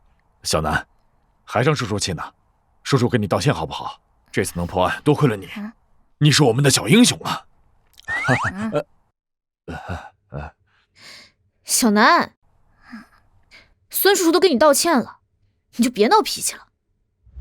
孙队，不好意思啊，小南被我惯坏了，我也管不住他。不碍事，不碍事啊。道歉一点诚意都没有。啊，你说咱俩打的那个赌啊？不至于，我怕折寿。那是什么？哦，我知道了。听你说，等奖金下来，你想买个电脑是吧？这样，你想要什么，叔叔给你买，好不好？哎，我们家里虽然不富裕，买电脑还是买得起的。小南，你别太过分了。没事没事。那小南，那你想要什么呀？你有什么要求，尽管跟我说，叔叔啊，保证给你安排的明明白白的。我想去警署。去警署？干什么？破案。破案？1213案。这个案子难啊。这个案子并没有你们想象的那么复杂。或许此刻我心里的头号嫌疑人就是真正的凶手。给我3天，让我用警队资源，一定能破案。3天？对，就3天。这个案子100%是熟人作案，不存在随机作案的可能，我一定查得到。行，走，咱们现在就去队里。不是，孙队，小南他……放心，老赵那边我来说。我不是这个意思，我是怕我们都会受到处分。小吴，我们刑警的第一使命是保护公民，打击犯罪，破案是我们的第一要务。在以往的案件侦破中，我们也曾接受社会有能力人士的帮助。在前几年毒虫案中，如果不是曼河大学的生物学教授帮助，我们也不可能破案。小南虽然才9岁，但他的能力是有目共睹的。就这么决定了，快走吧，出了事儿我扛着。孙叔有魄力。哼，你小子肯叫我输了是吧？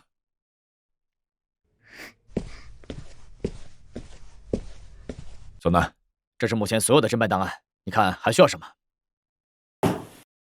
我需要宋东更为详细的家庭资料，包括他的前妻、2个女儿、父母、2个兄弟、侄辈、亲属，最好有照片。另外，我还需要知道宋东死亡后，他的遗产都被谁继承了，包括工厂、房产、现金资金去向、银行流水等等。孙叔，咋啦？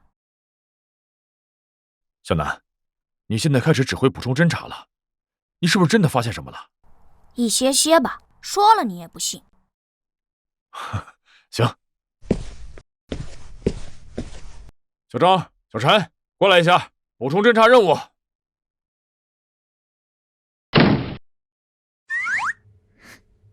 小南，你发现了什么？先告诉你姐呗。我乱猜的，不一定对，需要验证。你什么都不知道，就敢指挥这个指挥那个的，这里可是警署，是不你孙叔给你点好脸，你都不知道自己是谁了。哎呀，不要说的那么难听嘛。放心，我绝对不会让孙叔挨处分的。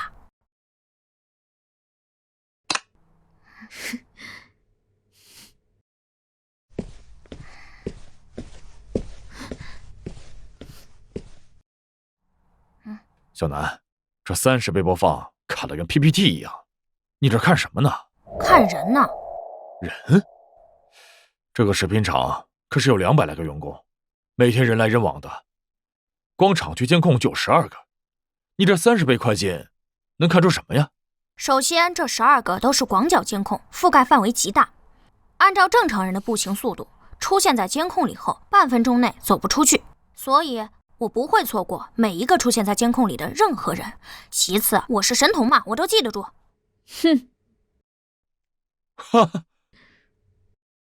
可是这个案子，我们派了3个人，将案发前7天的所有监控完完整整的看了一遍，并没有发现嫌犯的任何线索。我找到了。啊，你找到什么了？这案发前2天，午休时间到处都是人。小南，你看出什么了？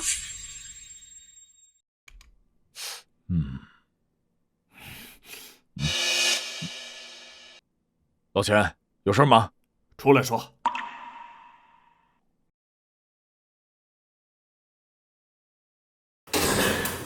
孙猛，你怎么回事？怎么又让他来队里，还指挥上了啊？老钱，你什么意思？我什么意思？你这是在胡闹！你喊什么？这事我跟老赵说过了。哎，你少拿队长来压我啊！我告诉你，孙猛，你行啊你竟然敢无视纪律！老钱，我知道713案没让你们2组参与，你气不顺。别说没用的，我在说的是纪律，纪律！你这是胡搞乱搞，你这是在犯错，懂吗？行了，老钱，咱俩是平级，还轮不到你来跟我谈纪律。哎，你，孙猛，行啊，你给我等着！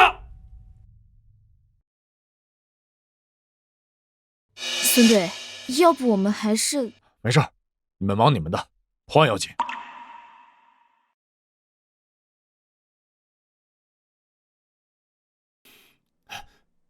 署长，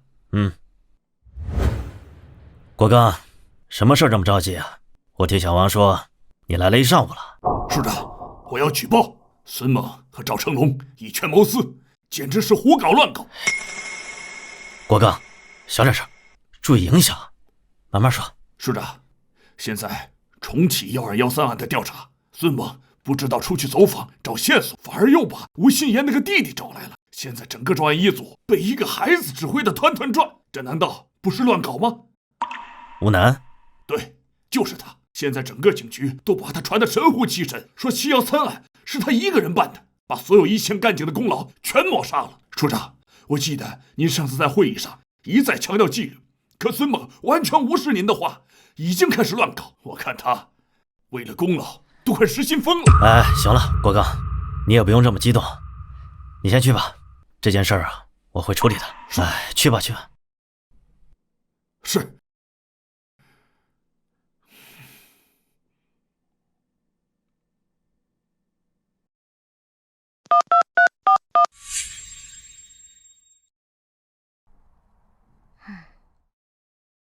推理到这一步，我几乎可以确认凶手就是他，因为他在作案前做了充足的准备，所以还需要更多的补充侦查，完善证据链，尤其是他伪造不在场证明的证据，必须查清楚。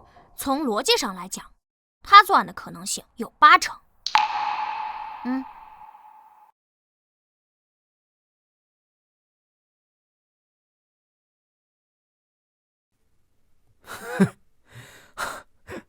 真的神了啊！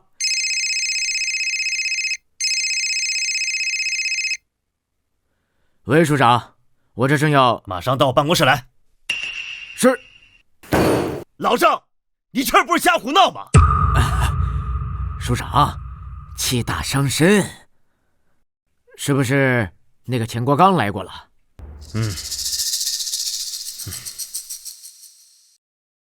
你怎么这么糊涂啊？这老杨眼看着马上就要退了，你该来当这个副署长了。你这个时候，你怎么还这么胡闹啊？就孙猛那个脾气，跟火药桶似的，你怎么也跟着一起？不是，署长，其实什么不是啊？你让一个9岁的孩子来指挥你们，这传出去什么影响啊？这事如果要传到市厅里，你什么责任？我认为我们做刑警的，一切以破案、为被害人讨回公道为目的。至于方法，行，破案，你说的轻松。1213案，当时我们查了多久？派了多少警力？排查了多少人？结果呢？线索全断了。这不是靠简单的推理就能够破的案。我承认，吴楠他确实擅长推理，但他没学过刑侦呐。我劝你啊，不要异想天开。他是个好苗子，但他不是神仙。署长，他只要能破案……哎，停！署长，我实话跟您说了吧，其实1213案，吴楠已经发现了一些非常重要的新线索，基本上可以敲定犯罪嫌疑人了。只不过还要做一些补充的侦查，因为推理的因素比较多，实质性的证据还有所缺乏。你有多少把握？吴楠认为有90%，我认为50%。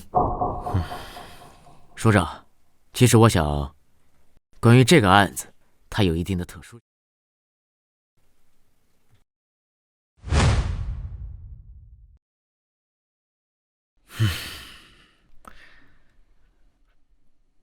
老张，我再劝你一句，这件事无异于赌上你的仕途。如果案子破了，你就是副署长；如果案子没破，这么乱搞，你知道后果，你要考虑清楚啊。署长，我明白，我都考虑清楚了。破案要紧。行，去吧，有问题及时向我汇报。是。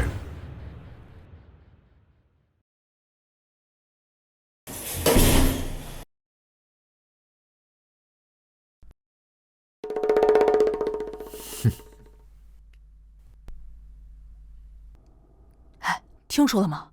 那个1213案没有新线索，还要限期破案，拿什么破呀？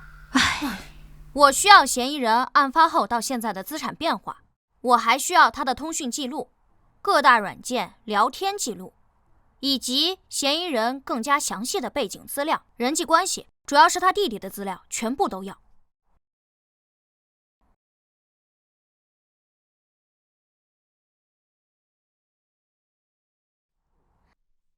可以确定他伪造了不在场证明。抓人吧。好，开始行动。小王，你去联系曼和警方，把所有的资料准备好。老孙啊，监听设备一定带上。 OK。等一下，署长的电话。喂，署长，有人向市厅举报，说你们无组织无纪律，听了一个9岁孩子指挥，胡乱办案。刚才市长亲自给我打了电话，让你们马上停止对此案的侦查。市厅检察组已经在来的路上了。可是我们现在马上就要……没什么可是，等市厅检察组过来，你们准备交代情况吧。老赵，怎么了？有人匿名举报，市厅打来电话，让我们停止一切办案行动。检察组这就下来。谁举报的？这不是添乱吗？赵叔，检察组什么时候到？一会儿吧，中午之前就能到。那还来得及，我们准备一下，我来处理检察组。你？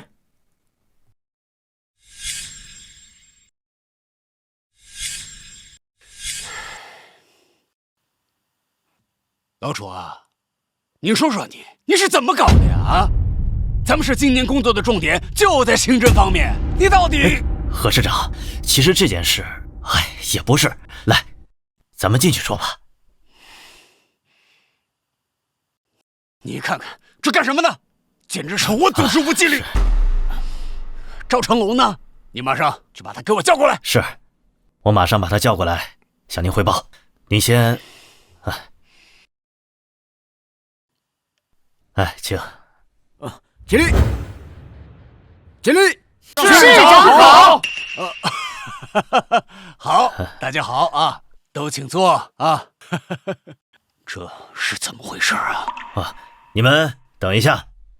来，您这是搞什么呀？啊，给我下马威啊！不是啊，何市长，我实话实说了，这个案件有新进展。那个小孩他破了713案，是有能力的。其实不是赵成龙糊涂啊，而且他9岁，他闹啊，我也拿他没有办法。而且案子如果破了，是吧？胡闹，简直就是胡闹！何市长，警员们都等着呢。您看，您来都来了，要不您先……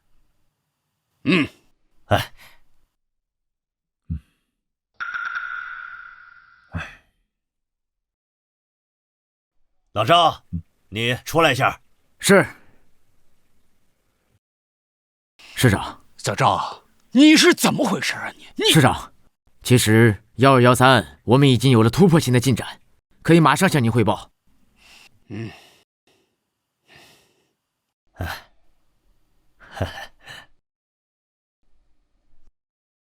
都坐吧。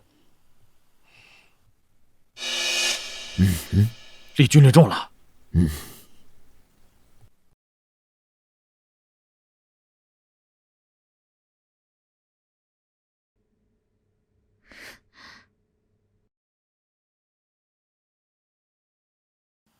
就他。还吃啊？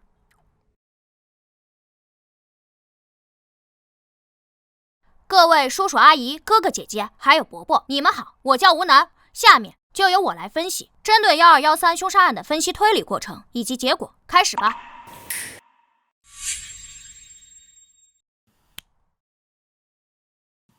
从这一点，大家请看，这是1213案死者宋东的人脉关系。被害人宋东，男，51岁，郊区新力食品厂老板。去年12月13日被人勒死在自己的办公室，后有保安发现其尸体。根据警方的前期调查，已经排除了数十名嫌疑人以及3名重点嫌疑人。因此，我重新分析了宋东的人脉关系、家庭情况。从我们最初的掌握情况来看，宋东的死亡无非是仇杀、情杀，或者是因为钱。熟人作案的可能性高达90%以上，但不排除雇凶杀人的可能性。有道理啊，说的有道理，说的有道理。但对我个人，再结合实际情况，宋东的死必然是熟人作案，并无故凶杀人的可能。因此，我将侦查重点放在……小朋友，打断你一下啊。您说，1213案件是去年年末的头号重案，我也看过卷宗。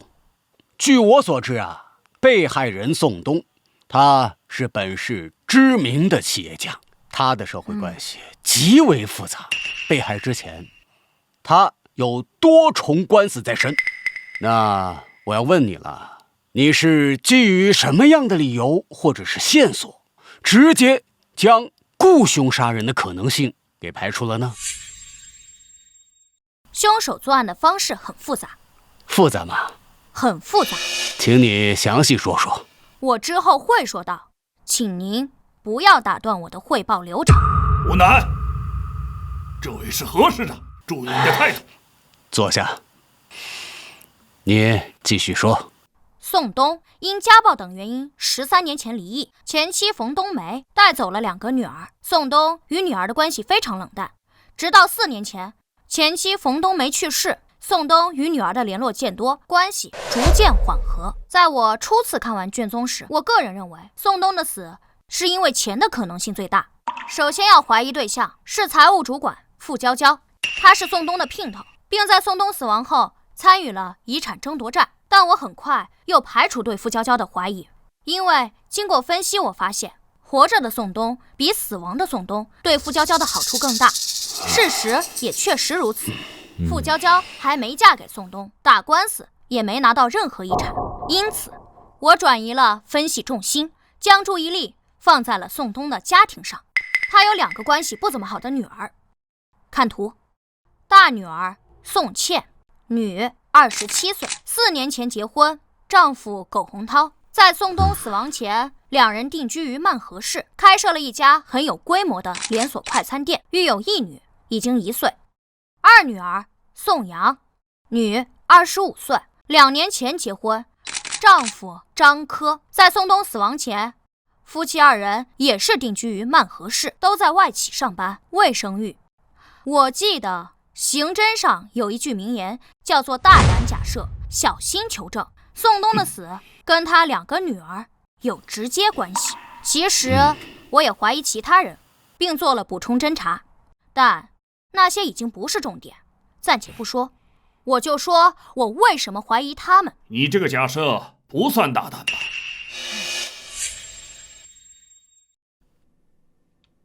宋东死亡后，他的遗产被2个女儿继承，他们成为了宋东死亡的直接受益人，所以在案发后的第一时间都被我们列为了重点怀疑对象。当然也包括他们2个人的丈夫。我当时也在专案组，我亲自带队去曼河进行了调查，他们确实都有充分的不在场证据，所以很快嫌疑就被排除了。你能别打断我吗？那我继续说。第一，他们与宋东的关系不是很好，当年家暴离婚，可以说是他们的童年阴影。在前妻冯冬梅去世前，宋东几乎见不到女儿。第二，宋东可能会再婚，再婚的对象就是傅娇娇。宋东51岁，傅娇娇36岁，相差15岁。宋东身体不好，死亡前已经2鬓发白，若2人成婚，可以说是老夫少妻。根据之前的调查取证，傅娇娇与宋茜、宋阳在宋东死亡前3个月有过频繁的通话，而根据之前食品厂财务室员工的证词，傅娇娇曾在电话中与宋茜、宋阳发生过激烈争吵。宋茜、宋阳以及他们的丈夫还来过新力食品厂与傅娇娇发生冲突。为什么？是啊，确实是个为什么？因为钱。宋冬身体不好，他们怕傅娇娇嫁给宋冬，将来会拿到宋冬的所有财产，甚至他们知道自己与父亲关系不好，他怕宋冬在傅娇娇的蛊惑下提前立下遗嘱，将财产全部留给傅娇娇，所以他们将傅娇娇视为眼中钉。然而傅娇娇没有被害，死的却是宋冬。这部分先推理到这里，我们再来换个角度。请看，这是新力食品厂12个厂区监控，每一个监控都覆盖大量厂区范围，只在厂房后、办公楼后存在监控死角。所以我认为杀害宋冬的是熟人，才能对新力食品厂熟悉，所以才能在作案前后完全避开厂区监控。宋冬死亡时间是在夜里9点10分左右，凶手是从后窗翻入办公室，从后用绳子勒死了宋冬，又翻窗离开。那么疑问出现了，凶手是如何打开窗户的？这很重要。对呀，怎么打开的？对，当然可能就是宋冬忘了关窗户，但去年12月冰城早已降温，全天气温维持在12度到17度之间，而警察接到报案赶到现场时，空调制热是开着的，那么也就是说宋冬不应该开窗户。另外，宋冬办公室的窗户是平开式，并非横拉式，此类窗户还有气密胶条，在关闭时如果不反锁锁好，窗户会弹开缝隙，很难关严。而在正常人使用的情况下来说，关窗户时一定会随手锁上。以上我有充足的理由判断，被害人宋冬在死亡前理应是在屋内吹着空调，而窗户属于内部上锁状态。而根据现场勘查，窗户已经打开状态，且并未破坏，这就很奇怪了。凶手既然是翻窗进，作案后又翻窗离开，那么凶手一开始是如何在外面打开窗户的？是啊，这个问题。是啊，咋进来的？凶手是怎么这真的很重要。刚刚这位伯伯问我为什么直接排除雇凶杀人案，凶手作案看似简单，实际上却做了许多准备。凶手需要潜入一个满是24小时的监控工厂，打开那一扇根本不可能打开的窗户，在作案后全身而退。从作案风险、从复杂性来说，这不符合一个被雇佣亡命徒的作案特征。如果真有一个这样被雇佣的傻子，站在便于谋杀的角度，我认为凶手一定会在工厂外蹲守，寻找夜黑风高制造车祸的时机。宋冬经常深夜独自开车回家，新力食品厂属于郊区，回城的路上需要经过一段没有任何监控的郊区土路，那才是最佳的动手地点。只要有一点小刮蹭，将宋冬骗下车，亦或者蹲守在宋冬小区的门口，等待最佳的时机。这些方法比本案作案的方式简单也安全得多。等等，小朋友，刚才你说的是有些道理，可是你要考虑的是，雇凶杀人，雇佣的如果不是外人，如果是食品厂的员工呢？我考虑过，新力食品厂直至案发时，在职员工共276人，男员工有107人，女员工169人，所有员工皆无案底。你觉得谋杀是一件很简单的事吗？拿一笔钱，普通人就敢杀人？可是有些人……我知道，有些员工本就与被害人存在严重的矛盾，而根据现场调查，和离职员工在内，一共有7人跟宋冬存在严重矛盾。他们的名字分别是霍俊生、冯娟、苏广利、王二虎、魏坤、韩浩、李泰。而在案发前，霍俊生和冯娟夫妇早已去外省打工，被排除嫌疑。王二虎因工伤赔偿纠纷已经闹了小半年，但他右手残疾，无作案能力。苏广义、魏坤、韩浩皆有不在场证据，李泰拿不出不在场证据，也曾被列为重点嫌疑人。最后根据一段城区交通监控确认李泰当夜行踪，也被排除嫌疑。还有问题吗？没问题，那我们继续。还是刚刚那个问题，凶手是如何在外面打开窗户的？我认为凶手应该提前进了办公室，提前将窗户打开，并将窗户掩好，伪造了窗户锁好的假象。宋东没发现这一点，之后凶手才能顺利进去。因此，我查看了宋东死亡前几天工厂的全部监控。原来问题出在这儿啊！这样听起来也挺合理的。工厂一共有12个厂区监控，6个厂房监控，4个办公楼监控。这是案发前2天，去年12月11日中午11点24分，办公楼东走廊的监控画面。这个人进入了宋东的办公室，不知做了什么，又从办公室离开。而这一天，根据监控显示，宋东上午根本就没在办公室，他是在下午3点多才到的。所以，这个人是趁宋东不在的时候，独自进入了宋东的办公室。他在干什么？我也不清楚。拿资料、整理文件、打扫卫生，不，都不是。以上那些情况我都已经筛掉了。在宋东不在的情况下进入其办公室，往往都是需要一个极为正当的理由。而这个人，我不觉得他有什么正当的理由，他就不是新力食品厂的员工。视频截图可能看不清楚，但经过特征对比，几乎可以确定，这个人就是宋东的大女婿苟洪涛。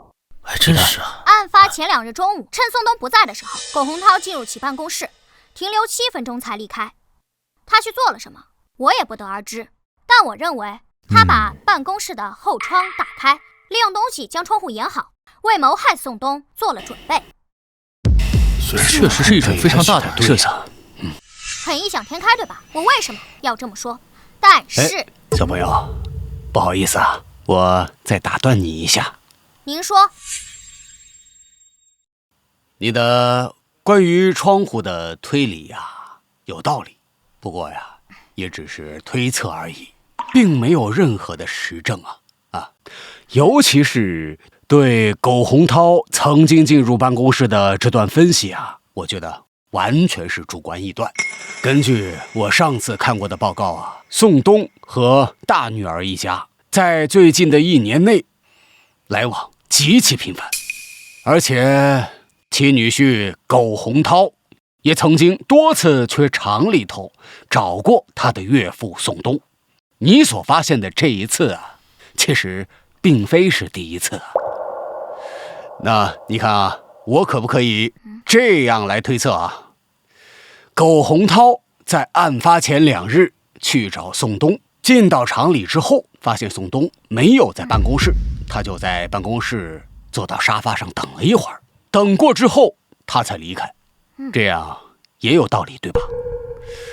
而你呢，直接认为他这么做是为谋杀在做准备，这样是不是过于草率啊？但是我刚刚说了，但是什么呀？确实，仅凭这段监控不足以证明什么。但是，12月11日中午11点24分，苟洪涛走出办公室。11点36分，苟洪涛进入公共食堂。11点51分，苟洪涛走出食堂，点了一支烟向北走。11点52分，苟洪涛从1号厂房北侧的监控下经过。11点56分、12点03分、12点09分、12点15分、12点36分、12点44分、12点48分，苟洪涛分别从1号厂房南、工厂南墙、西侧甬道转角，2号厂房工厂南墙、工厂西墙、2号厂房东厂东墙、办公楼向东北角的监控下经过。工厂一共有12个厂区监控，在短短的1个小时内，全部拍到了苟洪涛的身影。这说明什么？他在干什么？说明他今天进入办公室后不知道做了什么，先去食堂吃了饭，而后趁着中午人多，厂区各处都是人的时候，混在人群里，以最不起眼的方式抽着烟，假装打着电话，走走停停，围着工厂转了完整一圈，仔细观察工厂地形。更重要的是观察了监控。苟洪涛认为，只要趁着中午人多，三两抽烟闲聊，他混在人群中，就算被监控拍了下来，每个监控画面里的人都不一样，也没人会发现他。正常情况下确实如此。前期调查中没人发现这个，但我发现了，并将信息串联到了一起。而我所截取的这些，都是苟洪涛不仅从监控下经过，还在观察监控。这不是正常人该有的举动。就算有人注意到1次2次也就算了，没有人会全都看一遍。而苟洪涛全都看了。最后12点53分，苟洪涛进入门卫监控室，停留了6分钟离开。他更加直接的去了监控室，只是装出一副路过进去闲聊的样子。我认为他是进去观察了监控的真实拍摄范围，所以他心里在想什么，他的计划是什么。推到这一步，我几乎可以确定苟洪涛与宋冬的死脱不了关系，因为他是唯一一个宋冬死亡前几日内唯一一个观察过工厂地形以及监控拍摄区域的人，唯一一个。实际上，早在我来警署的第1天，我最先看的就是监控，而当天苟洪涛就是我心里的头号嫌疑人。之后几天的补充侦查，少数是为了排除偶然性，绝大多数都是为了针对他。而我能不能打断一下？我刚刚又重新看了案发后最初的调查资料，以及苟洪涛的口供。他的笔录中写得很清楚，在12月11日，他确实去过工厂。当晚，他又乘坐动车回到了曼河市。案发当天，他从曼河乘飞机飞往京都。被害人宋冬死亡时，苟洪涛正在飞机上。之后，我们也经过调查，确认苟洪涛确实登机了。刚刚你说不可能是雇佣杀人，可是苟洪涛又被定为了重点嫌疑对象，可苟洪涛又有不在场的铁证，他不可能是凶手。关于这一点，你怎么解释？你说的正是之后我想说的。苟洪涛确实有不在场的证据，我之后会说，请你不要急，请你不要再打断我。苟洪涛被我确立为重点嫌疑人之后，补充侦查，我找到了大女儿宋茜以及其丈夫苟洪涛1年的通话记录、身份证使用情况、银行卡信息、财富变动情况等。我发现了一件很有意思的事：宋冬死后发生了遗产纠纷，傅娇娇参与遗产争夺战，最后败诉。之后，宋冬的食品厂被估值为4000万，转让到了宋冬2女儿的名下。而大女儿宋茜得到了宋冬在各地的5套房产、3辆车，全部现金以及一些其他财产。宋冬有2套房产，皆在首府京都，售价极为昂贵，5套房产总价近3000万，可以说是宋冬的2个女儿平分了宋冬的全部遗产。而在今年4月初、4月末、5月初、6月中，宋茜分别向同一账户打款500万、600万、500万、200万，合计打款1800万。而这转账账户持有人名为苟洪波。苟洪波？苟洪波？苟洪涛？这个名字从未出现在原本的调查档案中，但他是谁，大家应该很好判断。苟洪波、苟洪涛，他就是苟洪涛小1岁的亲弟弟。而这个名字之所以没有出现在原本的调查档案里，一来，苟洪波与死者宋冬没有直接关系，2人没有任何私交，私下里没有往来，直接查本就查不到；二来，是有人认为苟洪涛的不在场证明是铁证，因此早早断了这条线的追查，自然不会查到其家庭更多情况。铁证？很奇怪，宋茜为什么要在警方停止调查后，也就是今年的4月，频繁向自己丈夫的弟弟打款，前后足足打了1800万之多？为什么？若是因为有钱，夫妻感情好，宋茜得到的遗产，苟洪涛也能做主。苟洪涛照顾弟弟，给了弟弟钱，但谁会给这么多次？前后已经给了1800多万，谁会这么大方？我觉得这很有问题。的确是。当然，这只是我的主观推断，并不能说明什么。金钱来往会有很多种，在这里我们暂且不说。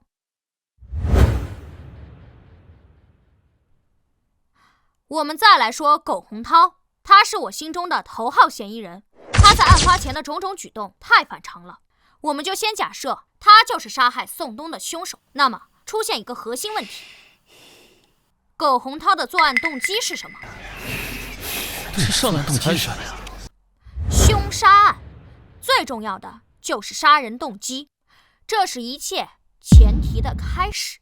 苟洪涛，男，30岁，曼河本地人，是个拆二代。22岁大学毕业后，曾换过多份工作。24时认识了现任妻子宋茜。4年前，26岁的苟洪涛与宋茜结婚，两人共同经营快餐店。去年的4月，宋茜为苟洪涛生下一个女儿。值得一提的是，被害人宋东却没有参加女儿的婚礼，他没有收到邀请。直至前妻冯冬梅去世后，宋东听说主动联络了女儿，双方关系才逐渐缓和。苟洪涛的作案动机是什么？如果是怕付娇娇强夺财产，死的也应该是付娇娇，而不是宋东。而且之前也提到了，宋东身体不好，何必铤而走险，谋杀一个活不了几年的人，就是为了等几年本就能拿到的财产，这是很不合算的。所以苟洪涛的作案动机是什么？这一点明明在早期调查中就应该发现，可是因为某人认为苟洪涛的不在场证明是铁证，所以直接收队，不再追查这一条线，以至于错过了。不过所幸我们在补充侦查时有所发现。汉堡店，真是汉堡跟这有什么关系？你怎么看这个结论？证据链的确很齐全，可是这太牵强。在我来到警署的第2天，孙叔便带人去了曼河进行秘密走访调查，直到昨天下午才回来。他为我找到了答案。6年前，苟洪涛开了一家名为汉乐堡炸鸡快餐的快餐店。同年认识了宋茜，2年后两人结婚，一起经营这个快餐店。3年前，快餐店开展连锁经营，直至2年前，快餐店扩大到5家店经营。但在那之后，汉乐堡炸鸡快餐由盛转衰。去年1月到去年12月，苟洪涛的汉乐堡炸鸡先后关闭2家门店，4月又关闭1家，直至案发前，汉乐堡炸鸡快餐只剩下2家还在营业，一家由苟洪涛、宋茜夫妻经营，一家由苟洪涛的弟弟苟洪波代理经营，但全都在赔钱。去年1月到去年11月，苟洪涛夫妇的财产急剧缩水，2家店的店租、快餐材料成本、水电、人工开支等等，每月高达14万，其中店租就要有7万。苟洪涛与宋茜入不敷出，而两人的负债高峰是在去年的6月，高达57万。去年6月，宋茜收到一笔打款60万，这笔打款正是宋茜的父亲，本案死者宋东。父亲帮女儿理所当然，这笔钱暂时解决了宋茜和苟洪涛的财政危机，但还清欠款后，两人手里依旧没多少钱，甚至连一家店1个月的租金都付不起。去年7月末，宋东再次给宋茜打款20万。去年8月末，宋东又一次给宋茜打款20万，3次打款，合计打款100万。但在那之后，宋东再没给过宋茜钱，他很显然不想为女婿填那个救不活的无底洞。去年11月末，苟洪涛2家店先后停业，房东封店，并扣留所有的桌椅摆设、厨房设备，并追讨房租。12月13日，宋东被杀。我认为，假如杀死宋东的是他的女婿苟洪涛，那么苟洪涛的作案动机就是因为钱。苟洪涛的事业处于崩溃边缘，他需要大量的现金来拯救。去年5月份，女儿的诞生加大了家庭的负担。在曼河市这种大城市，养育一个孩子的成本非常高。还有，看这里，这是一份来自于宋东姘头食品厂财务主管傅娇娇的笔录。傅娇娇可以证实，去年8月份，宋茜、苟洪涛夫妇曾来到了新力食品厂，因为钱的问题与宋东大吵一架。宋茜甚至还断绝父女关系，并以不让宋东看望自己的外孙女为威胁，希望能从宋东手中得到一些资金支持。同时，傅娇娇也交代，因为这件事，她也曾与宋东发生过激烈争吵。她对宋东入股汉乐宝炸鸡的事持反对态度。是的，傅娇娇不了解宋茜、苟洪涛的财务状况，甚至以为夫妇俩是冲着自己来的，让宋东对汉乐宝炸鸡店入股，扩大经营，不过是借口，是为了转移宋东的财产，防着自己罢了。但有一点可以明确，宋东、傅娇娇、宋茜、苟洪涛夫妇三方曾发生过激烈的争吵，核心问题只有一个：钱。综上所述，宋茜与苟洪涛夫妇有足够的动机来谋害宋东，他们需要马上得到宋东的所有财产来拯救自己的人生，甚至整个计划的制定者不是苟洪涛，而是宋茜。宋茜与宋东本就没什么感情，若说有，也是恨。宋东在他幼年时给他留下了难以抚去的阴影，还因为傅娇娇的存在，很难从宋东手上得到钱。多重因素作用下，才有了这次凶杀案。这是一件惨绝人寰、有违人伦、性质极其恶劣的弑父案。当然，以上皆是基于目前线索的推理结果，但我认为这就是真相。宋茜与苟洪涛本就是幕后元凶，由此产生了一个新的疑问。你一直在回避一个问题。什么问题？明知故问。都说了，苟洪涛具有不在场的铁证，案发时他正在飞机上，他怎么杀人？分神吗？不具备雇凶杀人的可能，也是你说的。让你解释，你倒是解释啊！哎，我说老钱，你什么意思啊？你能不能让小南把话说完？你老打断他，你要干什么？你什么意思？谁家案件进展汇报不让提问了啊？有问题不让提了？哼！何况这小子刚才的推理出现了这么大的漏洞。他前面说的热闹，嫌疑人有不在场的证明，他不解释，这一点破不了，一切推理都不成立。老赵，我说你也是老刑警，就这还护着他？他9岁，你也9岁吗？他说了不解释了，不是说让你等等吗？你着什么急呀？哦，就是因为宋茜夫妇的案子是你说不要继续查了，现在查出问题来了，你不服气是吧？行，这里没有人怪你，不是你业务能力不强，只是怪犯罪嫌疑人太狡猾，行了吧？啊，你有种你再说。行了，老赵、国刚，开会呢，你们俩吵什么呢？都给我坐下。唉，办案压力太大，他们也是为了破案。小朋友，你继续吧。刚才我提出了一个疑问，宋茜与苟洪涛就是凶手，可两人都有充足的不在场证据，那么是谁动手杀了宋东？谁啊？你们不用猜了，由于某人心急，我也就不卖关子了。我所确认的凶手，或者说直接作案人，就是苟洪涛，没有其他人。这样前后就串起来了吧？哎，他不是有不在场证明吗？他怎么杀？其实最开始推理到这里，我也很疑惑，明明线索都指向了苟洪涛，可是苟洪涛在案发时都已经登机了，他不可能作案，那么是谁杀了他？如此反常的问题，会是我推断错了？不，我没错。你认识这个人吗？苟洪涛。错，他是苟洪波。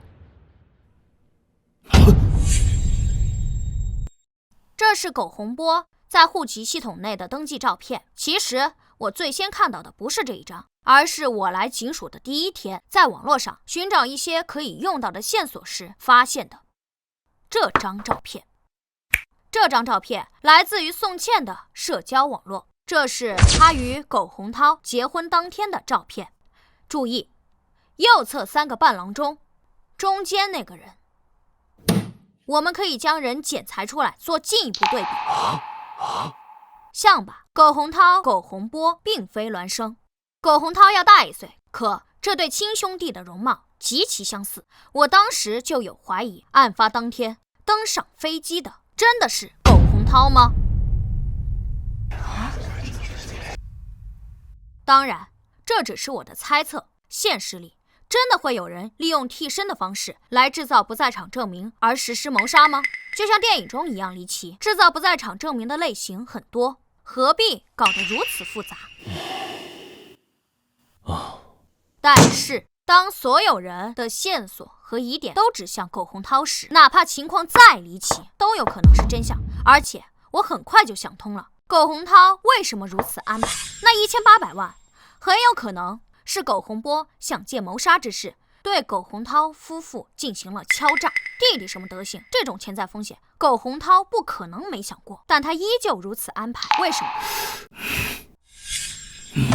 因为苟洪涛要故意制造不在场的铁证。不在场证明的类型有很多种，但实际上绝大多数案件中的绝大多数嫌疑人，他们的不在场证明都是同一种类型，也就是人证。包括本案，案发是9点10分，已经排除了数10名嫌疑人，他们所提供的不在场证明多是同一种，也就是人证。配偶作证、男女朋友作证、朋友作证、舍友作证等等。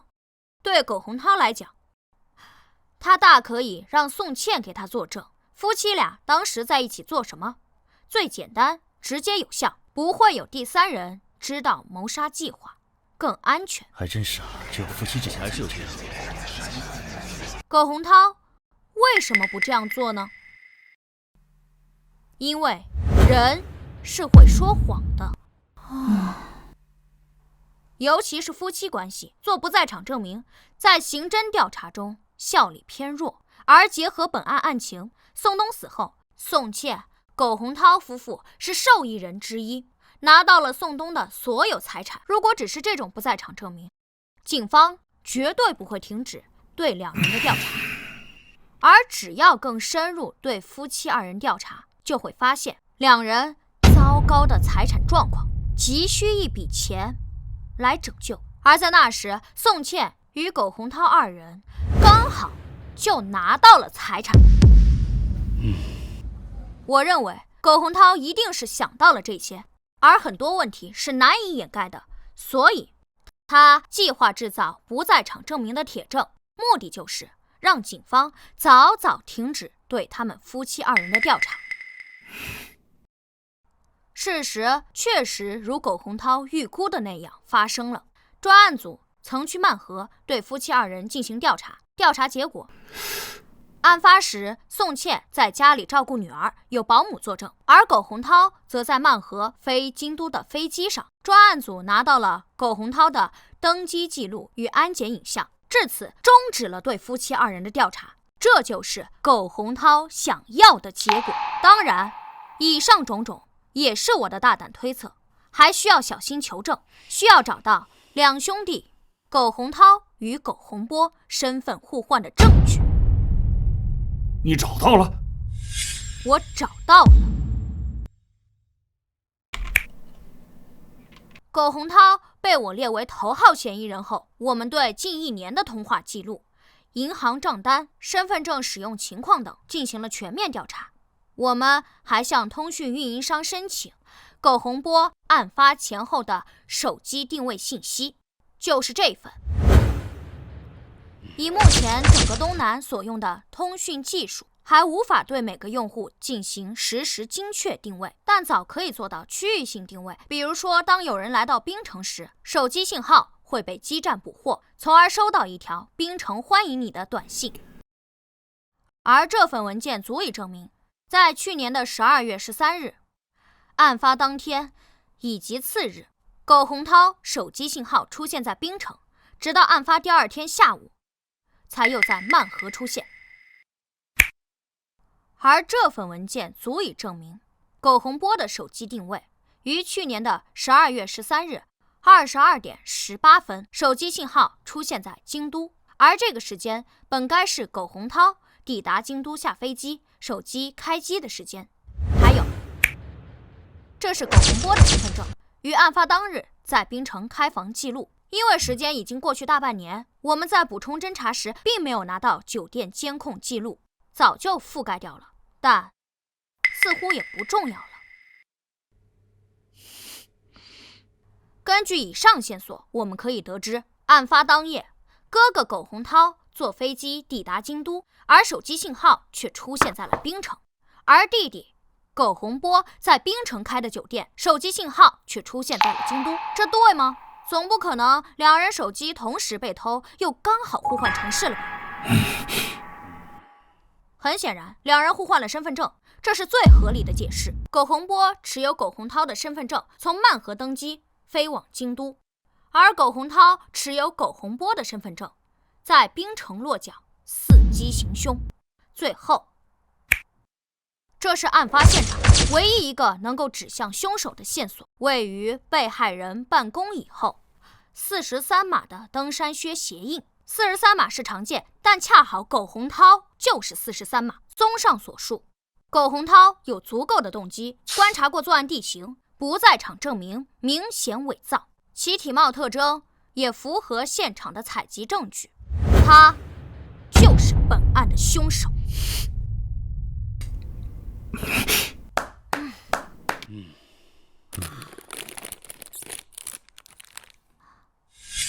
抓他吧！小小天才，小小神头，厉害呀！好啊！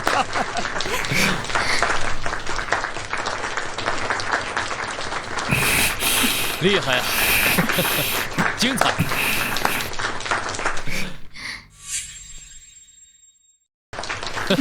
说得好啊！哦，对了，苟洪涛毕业于名牌大学，性格坚毅，事业心强，敢想敢干。而本案直接证据不多，审讯他的难度恐怕会很高。我建议将审讯重点放在不学无术的苟洪波身上。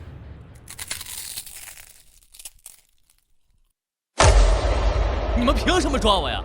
我犯了什么罪？凭什么抓我呀？苟洪波，你哥苟洪涛可是都招了，你还想扛到什么时候？招了？招什么？跟我有什么关系？他跟我们说呀，你杀了他的岳父宋东，并且在事后瓜分了1800万，他可交代得清清楚楚，你还想抵赖吗？啥？我杀的？不是你还能是谁？坦白从宽，抗拒从严，否则……不是我呀！人是我哥杀的，是苟洪涛杀的。怎么可能啊？他当时是在飞机上吧？是我在飞机上的，是我呀！哦，我交代，我全都交代。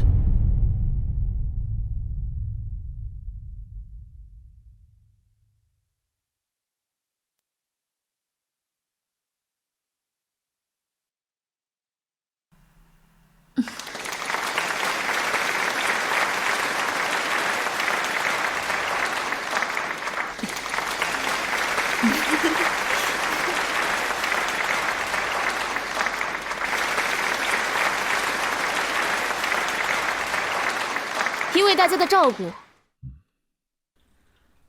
哎，怎么没看见老钱呢？体检出现了问题，住院了，恐怕要病退了。真病了？听说还是小南告诉他的。别看这2个人不对付，小南还是救了他一命。这小子还真神了呀！是啊，连破大案，心真天才。这小子长大以后一定会是一名优秀的警察，不对，应该说是神探。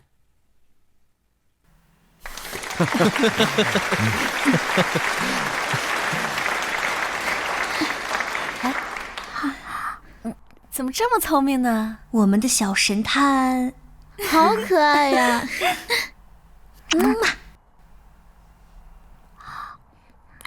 当个好人真有意思。